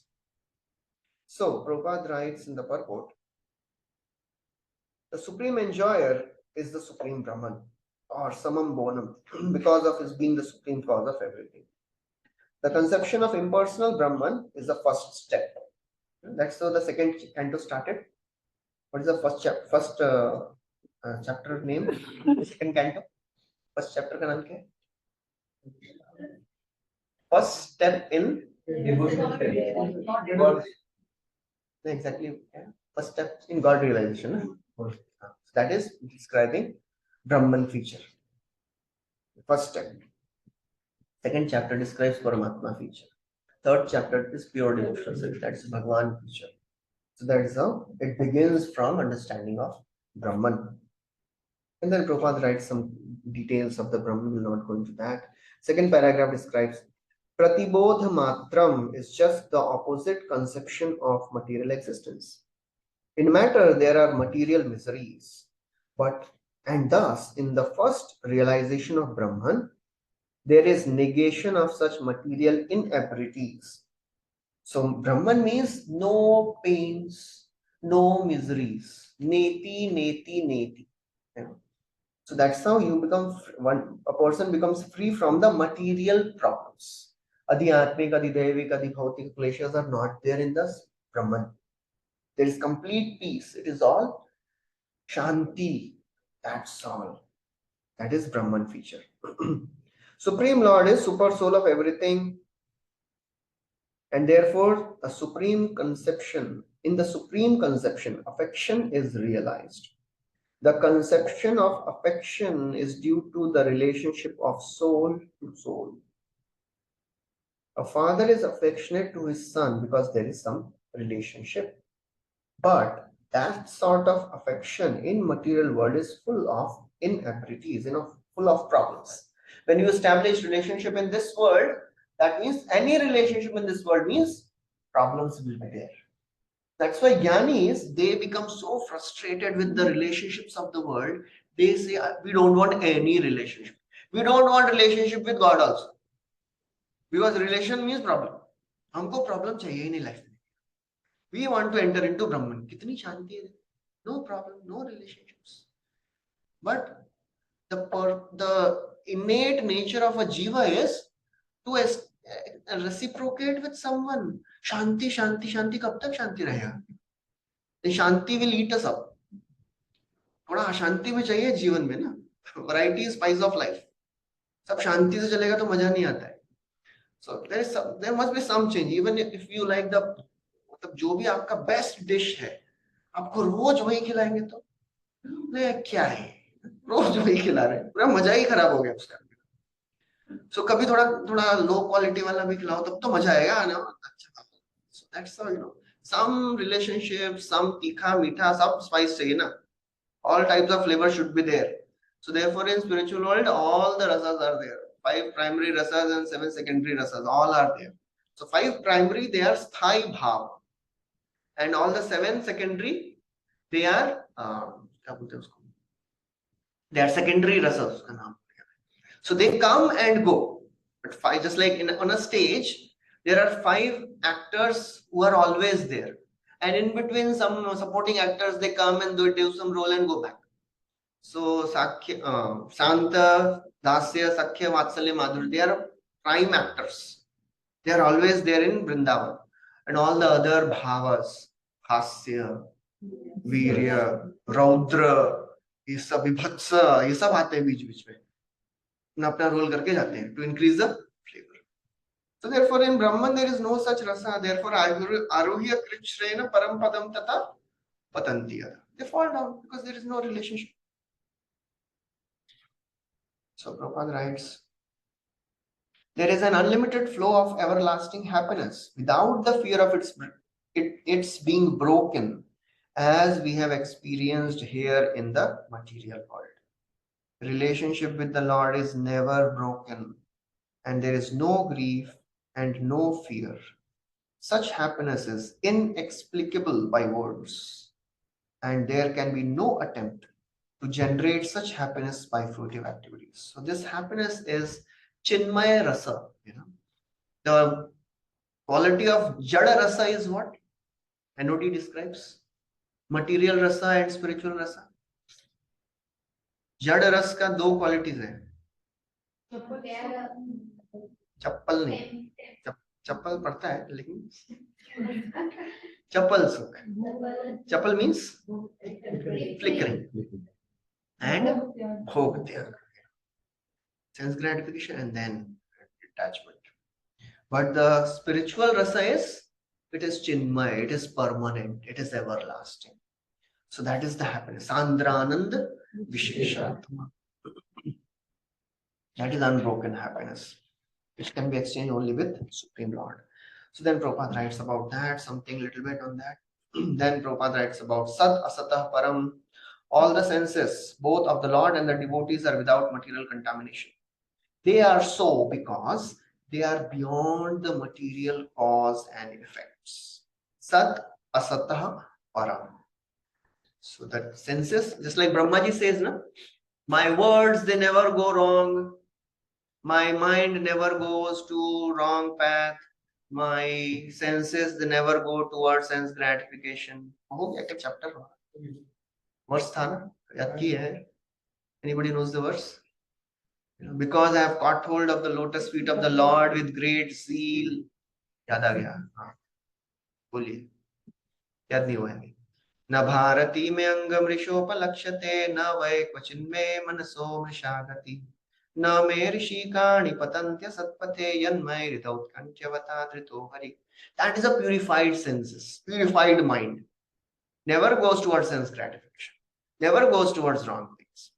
So that is how senses of the Lord are, senses of the devotees are. Sad asat param, beyond any material cause and effect. And then Prabhupada writes in the last paragraph that in this world, senses are surcharged with ignorance. In material world, it is not the case. In material world, it is Brahma Saukhyam, Prabhupada writes. Brahma Saukhyam tu Anantam. In spiritual world, everything is Chinmay, everything is conscious. Prabhupada was telling once, one devotee was telling that. Prabhupada, he would give some examples to tell us the conscious nature. In spiritual world, everything is conscious. The stone is also conscious. The birds are, birds are paid, trees, stones, rivers, everything is conscious. So Prabhupada told one time that, how to understand this? It's just like when, Radharani is cooking rice. So she'll just ask, okay, are you ready? So rice will say, no, not yet, few more minutes. So Prabhupada would give, such examples just to have some understanding. Ye kaise hota hai, One time somebody asked Radhanath Maharaj, you are saying everything is conscious in the spiritual world. So what happens to Rasgulla when Krishna eats it? होता क्या उसका? वो तो मतलब it is eternal entity, right? Rasgulla. तो उसका existence खत्म हो गया ना? So Maharaj said, what happens when Krishna eats Rasgulla? Rasgulla enters the mouth of Krishna, touches each and every mouth of part of Krishna and gives him all the pleasure and jumps up. तो क्या exactly होता है वो तो उधर जाके पता चलेगा. Anyways. Okay, so next verse. Translation. Somebody can read the 48th verse translation.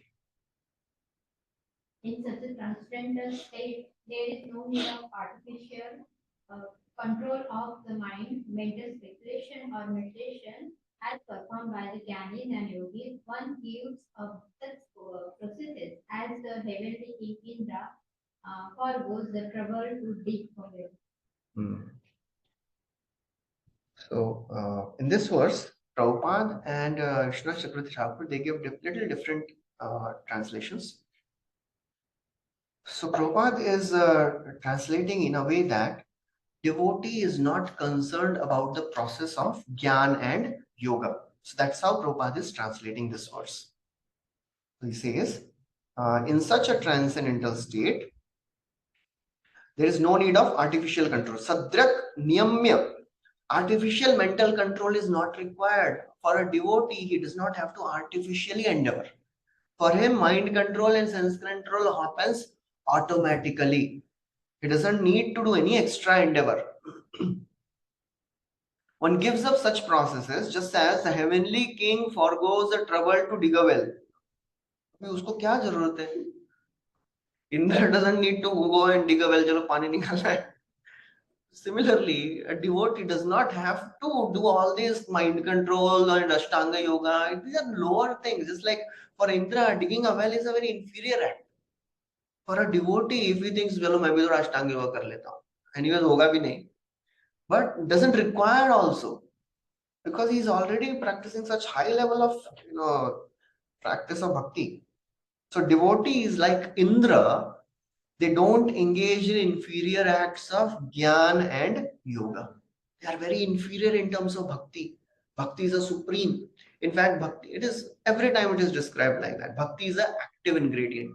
It is a catalyst. For a Jnani, for a Yogi, they have to practice Bhakti Which part of Ashtanga Yoga is Bhakti in all these 8 limbs? Yam, Niyam, Asana, Pranayam. Where is Bhakti there? Dhana, Dharana, it is Bhakti, right? They are meditating on the form of the Lord. So it is said in the 3rd canto, Kapil Dev is saying that the form of the Lord is real. They have to accept it.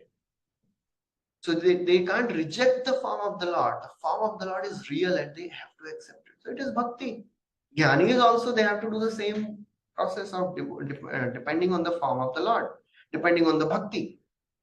And Chakravarti Thakur writes that those who are yogis and sannyasis, yataya means, he says, yogis and sannyasis, the mystics, who have concentrated their mind on Brahman and Paramatma, Sadrak Niyamya. Those yogis, they have concentrated their mind on Brahman and Paramatma. What they do? Finally, they give up the Ashtanga Yoga, give up the Jnana Yoga. So their path and the end is different. For Bhakti, it is not different. There is a difference. There is no Jnani and Yogi in the spiritual world. उधर कोई यहाँ पे अष्टांग योगा में बैठा नहीं है, कृष्णा बांसुरी बजा रहे हैं, बोल रहे मैं अभी परमात्मा में मेडिटेट कर रहा हूँ. There is no Jnani and Yogi in the spiritual world. So the process and the end is different. What they are doing to attain the path and what they do after they attain the sadhya, it is different. For a devotee, it is the same. Sadhya and sadhan and the sadhya, they are same. Shravanam Kirtanam, idhar bhi wahi karna hai. Somebody asked Prabhupada, Swamiji, what do you get by chanting Hare Krishna? Prabhupada said, more chanting. So that is the same thing. So therefore, Chakravarti Thakur writes in this way. So Jnani is, they give up their sadhana, hetim. What is this? Hetim. Heti means the process. They give up their process. And they have to become indifferent to their process. जब इधर इतना जो भी करके इधर पहुंचे हैं, ये बाद में छोड़ना है. So their process will not help them after they reach the goal. And this happens many times in engineering. जो पढ़ाई करते हैं और बाद में जो करते हैं, it's all different. Chemical engineer doing software programming, nothing difference. कुछ फर्क, कोई भी इंजीनियर है ना, डिग्री होना चाहिए, कोई भी चलेगा. So that is like ज्ञानी. The engineering degree मिल गया, उसके बाद what they are doing does not depend on what they studied. So that is what he is saying. So Chakravarti Thakur continues. The yogis and sannyasis concentrating the mind should give up the practice. They do not respect it because it is unsuitable now. उनको कुछ अभी respect है ही नहीं यम नियम आसन प्राणायाम के लिए. An example is given. It is like Indra, who is the very form of rain, having no interest in digging a well.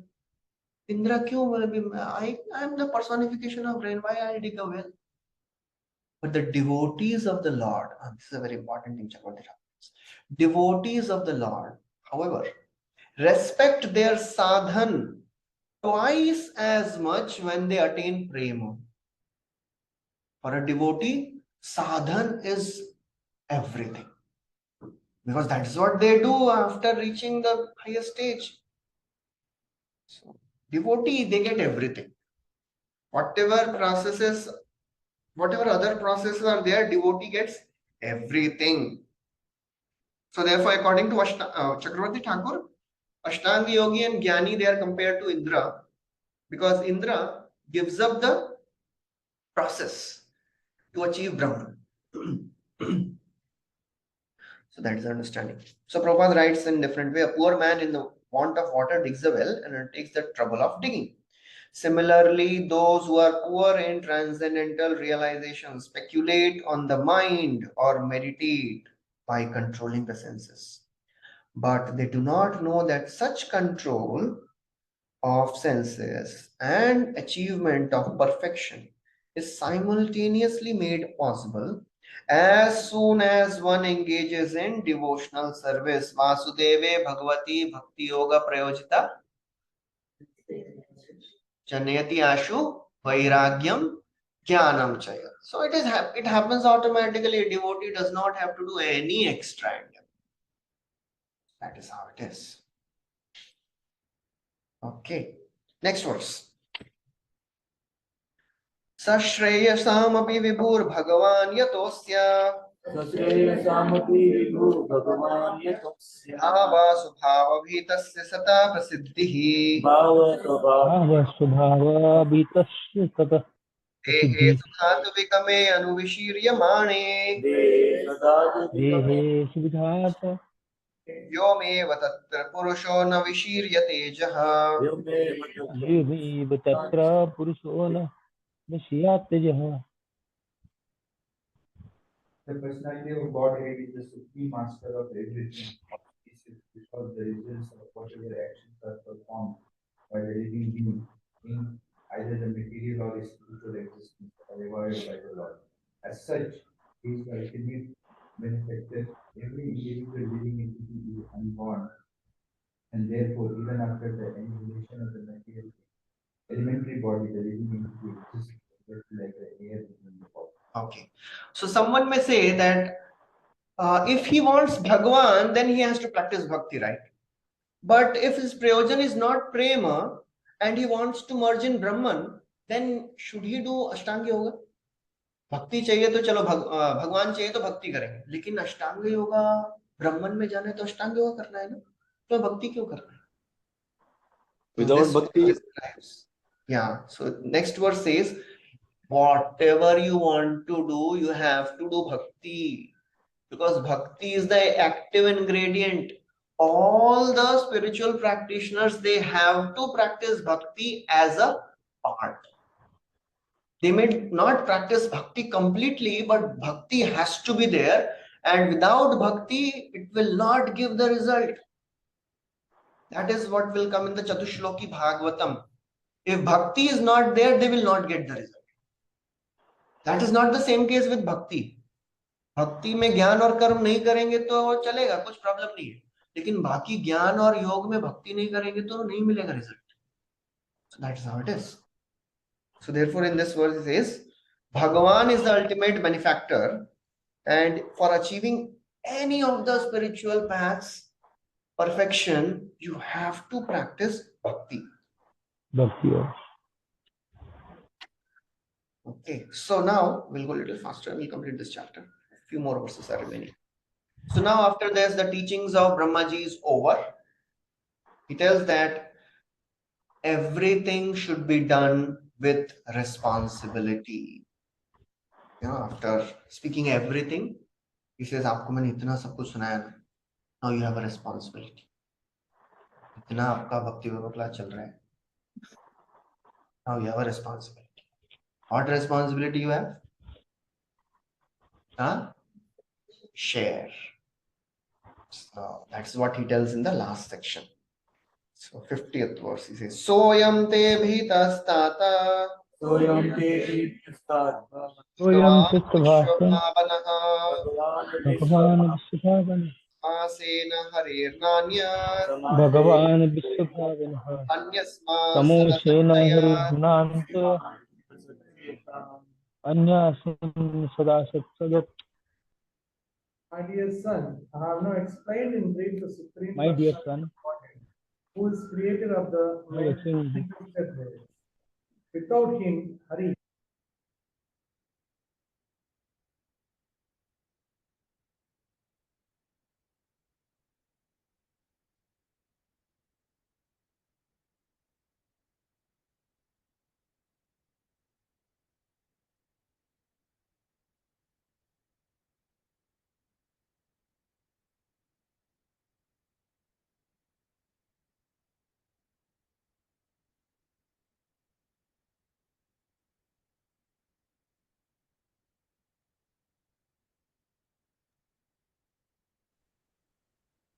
No audio.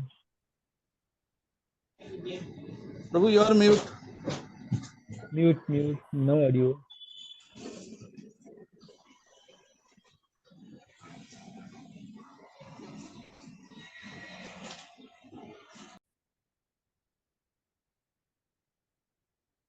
So now Brahmaji is saying, I have explained you in brief everything. So that's what he said the same thing in first canto. Narad Muni told to Vyasdev, this is parampara. Brahmaji is telling to Narad, I have told you in brief. Now you elaborate on it. Narad Muni told to Vyasdev, I have told you in brief. You are intelligent young man. Not a young man, old man, Vyasdev, but still. Prabhupada told, na, always, you are intelligent young man, use your brain. What is the use of you being American if you cannot do something interesting for Krishna? Wonderful for Krishna. So that is how a parampara is. All the teachers, they want that you use your fertile knowledge, brain, and elaborate on it. Don't just think that everything will be given to you, spoon feeding होगा, जाके यहाँ पे ये 2 line ही बोल के आना है. वो तो बोलिए, but you use your intelligence also. You find out. That is called as realization. What is realization? Definition of realization, first 1.4.1.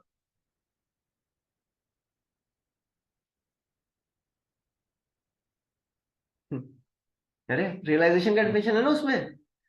What is realisation? निकालिए, खोलिए, खोजिए. 141. What is realization? Prabhupada writes there. One should not surpass the previous predecessor spiritual masters.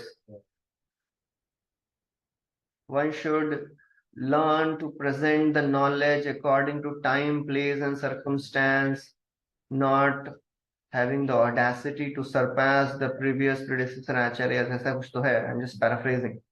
What is the exact thing?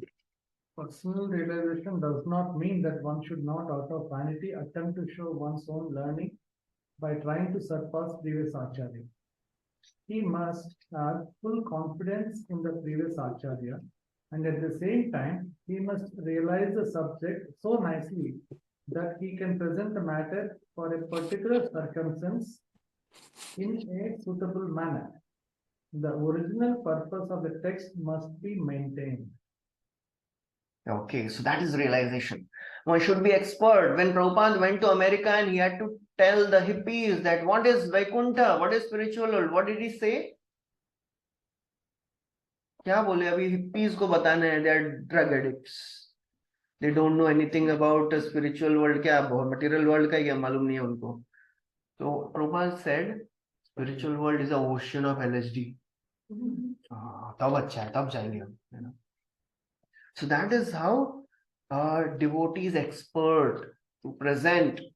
So we should use our knowledge, intelligence, and present according to the parampara, but not against, not anything apart from parampara. Parampara knowledge should always be there. So he's saying, I have explained you in brief. Samasena. So I have told you in brief. So now you explain. I have told you about the phenomenal and the luminal world. Now you explain. So Prabhupada writes in the purport, since we generally have the experience of temporary material world and conditioned souls trying to lord it over material world, Brahmaji explained to Narada that this temporary world is the work of external potency, and the conditioned souls struggling here are marginal potency. There is no cause for all these phenomenal activities but him. Dravya, Kala, Karma, Swabhava, Jiva evacha, Vasudevo Paro Anyo Nachanyo Arthvasti. There is no cause other than Vasudev. Vasudev is everything. Then Narad Muni may ask, Acha, what is the source of this knowledge? आपने इतना सब बताया, कहाँ से बताया? He speaks the next verse. Idam Bhagvatam Nama भागवतनाम Padoditam यन्मे Grahoyam Viptina संग्रहयो विश्वतीनां यन्मे तद् विपुले कुरु. This science of God, Srimad Bhagvatam, was spoken to me internally by the Supreme Personality of Godhead, and it was spoken as the accumulation of this diverse potency. Please expand this science to yourself. So this knowledge is Bhagavatam, कौन बताया? Bhagavatoditam, directly Supreme Lord has told me. Sangrahoyam, it is a sangraha. Sangraha means accumulation of vibhutis, all the potencies. What you have to do? Vipuli kuru, expand, preach. And if one does not share, it will be lost. So we have to spread, share. Prabhupada writes, the Bhagavatam in a nutshell, spoken by the Lord in about half a dozen verses, which will appear ahead. Half a dozen. One say, Chaturshloki Bhagavatam, that will come. So that is the Bhagavatam in a nutshell. That was given to Brahmaji by the Supreme Lord. And Prabhupada writes how this knowledge was coming from Brahma to Narada to Vyasa. And then in the next verse, he describes the mood of the speaker. Yatha haro bhagavati nrinam bhaktir bhavishyati sarvatmanyakhiladhare iti sankalpya varnaya. Please describe the signs of Godhead, the determination and the manner by which it will be quite possible for the human being to develop transcendental devotion under the personality of Godhead having the super soul of every human being and the summer moment the source of all energy. So this iti sankalpya, make a sankalpa. For any spiritual activity we need to do a sankalpa. Sankalpina padta. If we don't take sankalpa, we don't do it. You know, all of us, we have taken a sankalpa of chanting 16 rounds. वो तो गुरु के सामने वचन लिया है तो करना ही है, option नहीं है. But how many of us have taken sankalpa of reading Bhagavatam every day? That's so many times we miss it. So therefore, he's saying not just reading, make a sankalpa of preaching. You know, I'll preach every day. Iti sankalpya varnaya. So with this sankalpa varnaya, speak about Bhagavatam. How you should speak about Bhagavatam वो भी जरूरी important है. ऐसा नहीं कि चलो भाई आ जाओ. मैंने आज if you are going to speak to a newcomer, it's सब नए लोग हैं और आप पढ़ के गए हैं NOD का भाव और प्रेम का चैप्टर. So मैंने तो बोला ना, वर्णन संकल्प लेने को बोला है तो मैंने बोला जाके no. How you should speak? Yatha bhaktir bhavishyati, nrinam bhakti, speak in a way that will bring people close to devotion. You know, if somebody goes and Prabhupada, you know, one devotee came to Prabhupada and said, Prabhupada, if, you know, whenever we go and tell scientists that in Dwarka, you know, Krishna had 16,000 wives and each wife had 10 sons and every son had a teacher. That means there were millions of people staying in Dwarka. They say it is all nonsense. So scientists. So all the 12 cantos of Bhagavatam, you found only this thing to be told to scientists. You know? So when you have to speak, you should speak in a way that will increase their devotion. Nrinam bhaktir bhavishyati. Not that कुछ भी मैंने पढ़ा है मैं बोलूंगा जाके. So that's how, you know, you should bring out devotion from their heart. So that is very, very important. You know, so we have to make a sankalp to preach, and if we have to preach in such a way that how do I understand that I am doing right type of preaching? Yatha haro bhagavati nrinam bhaktir bhavishyati. You know, whoever you speak to, it increases devotion in their hearts. It brings them close to Krishna. That means you are speaking in a right way. So we have to plan to preach, not that मैंने आज ये पढ़ा है तो चलो यही बोल देते हैं. That most of the times it happens. You know? अभी और कुछ पढ़ा ही नहीं है तो भी ठीक है, सामने कोई भी रहने दो, मुझे तो बोलना है. Sometimes it works, sometimes it doesn't work. You know, one of the persons saying that one devotee came and he was speaking about Lord Chaitanya Mahaprabhu and his name was Gauranga something. तो पूरा वो class में गौरंग महाप्रभु गौरंग, तो ये लड़का या is a first class student, first year student, and वो सोच रहा है ये अपने बारे में इतना क्यों बोल रहा है भाई. So, we have to speak so that a devotion will increase in the heart. So then he describes that bhakti is characterized by hearing and chanting. So Narad Muni may say, that bhakti means, you have said, na, Nrinam bhakti bhavishyati. And bhakti means hearing and chanting of the Lord. इतना सारा पुरुषा अवतार का वर्णन किए हैं, उससे क्या होने वाला है? What will happen by describing Purusha avatars? Well, is it required? Should I describe Maya also? Should I describe Purusha avatars also? Because Narad Muni may think, I will speak Leela avatar. You said, na, it is dear to you also. Apiyatam, Karna Kashaya, Shoshan, Anukramishye, Iman Supeshan. I will speak about Leela avatar. So, what is the need to discuss Purusha avatar Katha? So, he speaks in the next verse. Mayam varnayato mushya Ishwarasya Shrindvata Shraddhaya Mayaya Atmanamuhyati. The Lord said, The Lord has taken him in this speaking Christ, appreciated and heard in accordance with the teachings of the Scripture. If this is done regularly with devotion The Lord's association with him.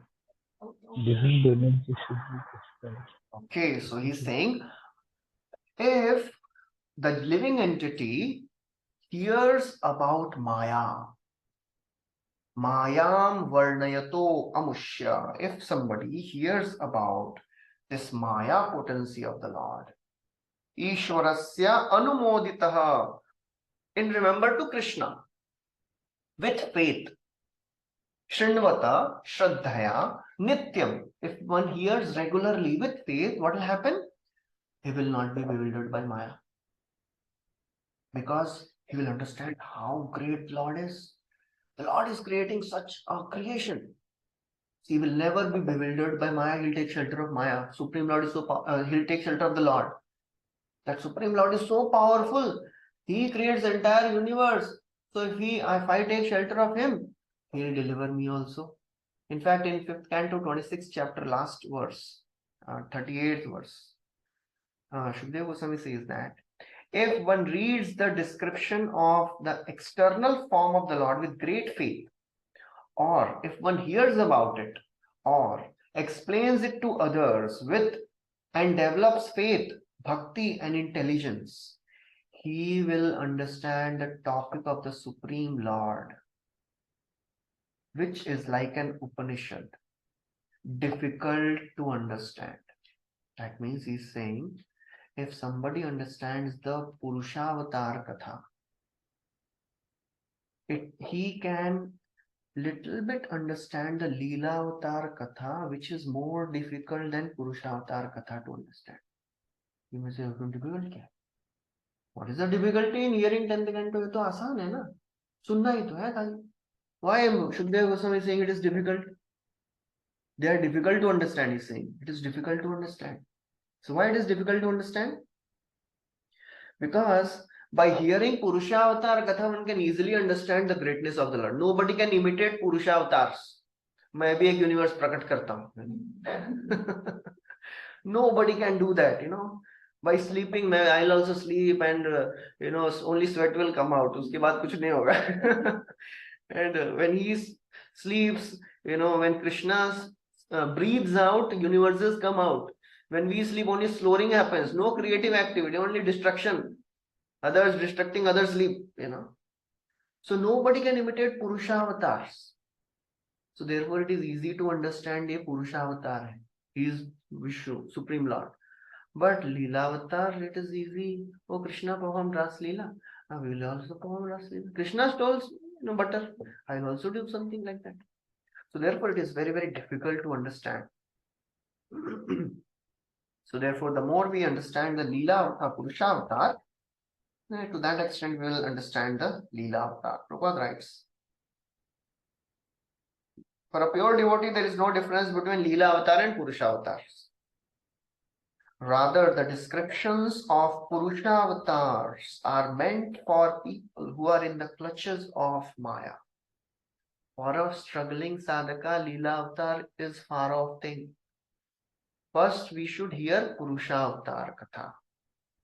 Topics like Ras Leela are meant for liberated souls and not for the conditioned souls. Conditioned souls must hear with appreciation and devotion the Lord's pastimes with Maya. Okay, so that's how it describes. And then Prabhupada writes in Srimad Bhagvatam, the first 9 cantos prepare the ground for hearing 10th canto. So that's how we should gradually go from first canto to 10th canto.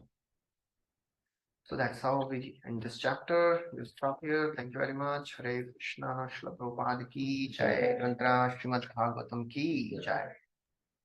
Jai. Lord Hare Prabhu ki Krishna. jai. Jai.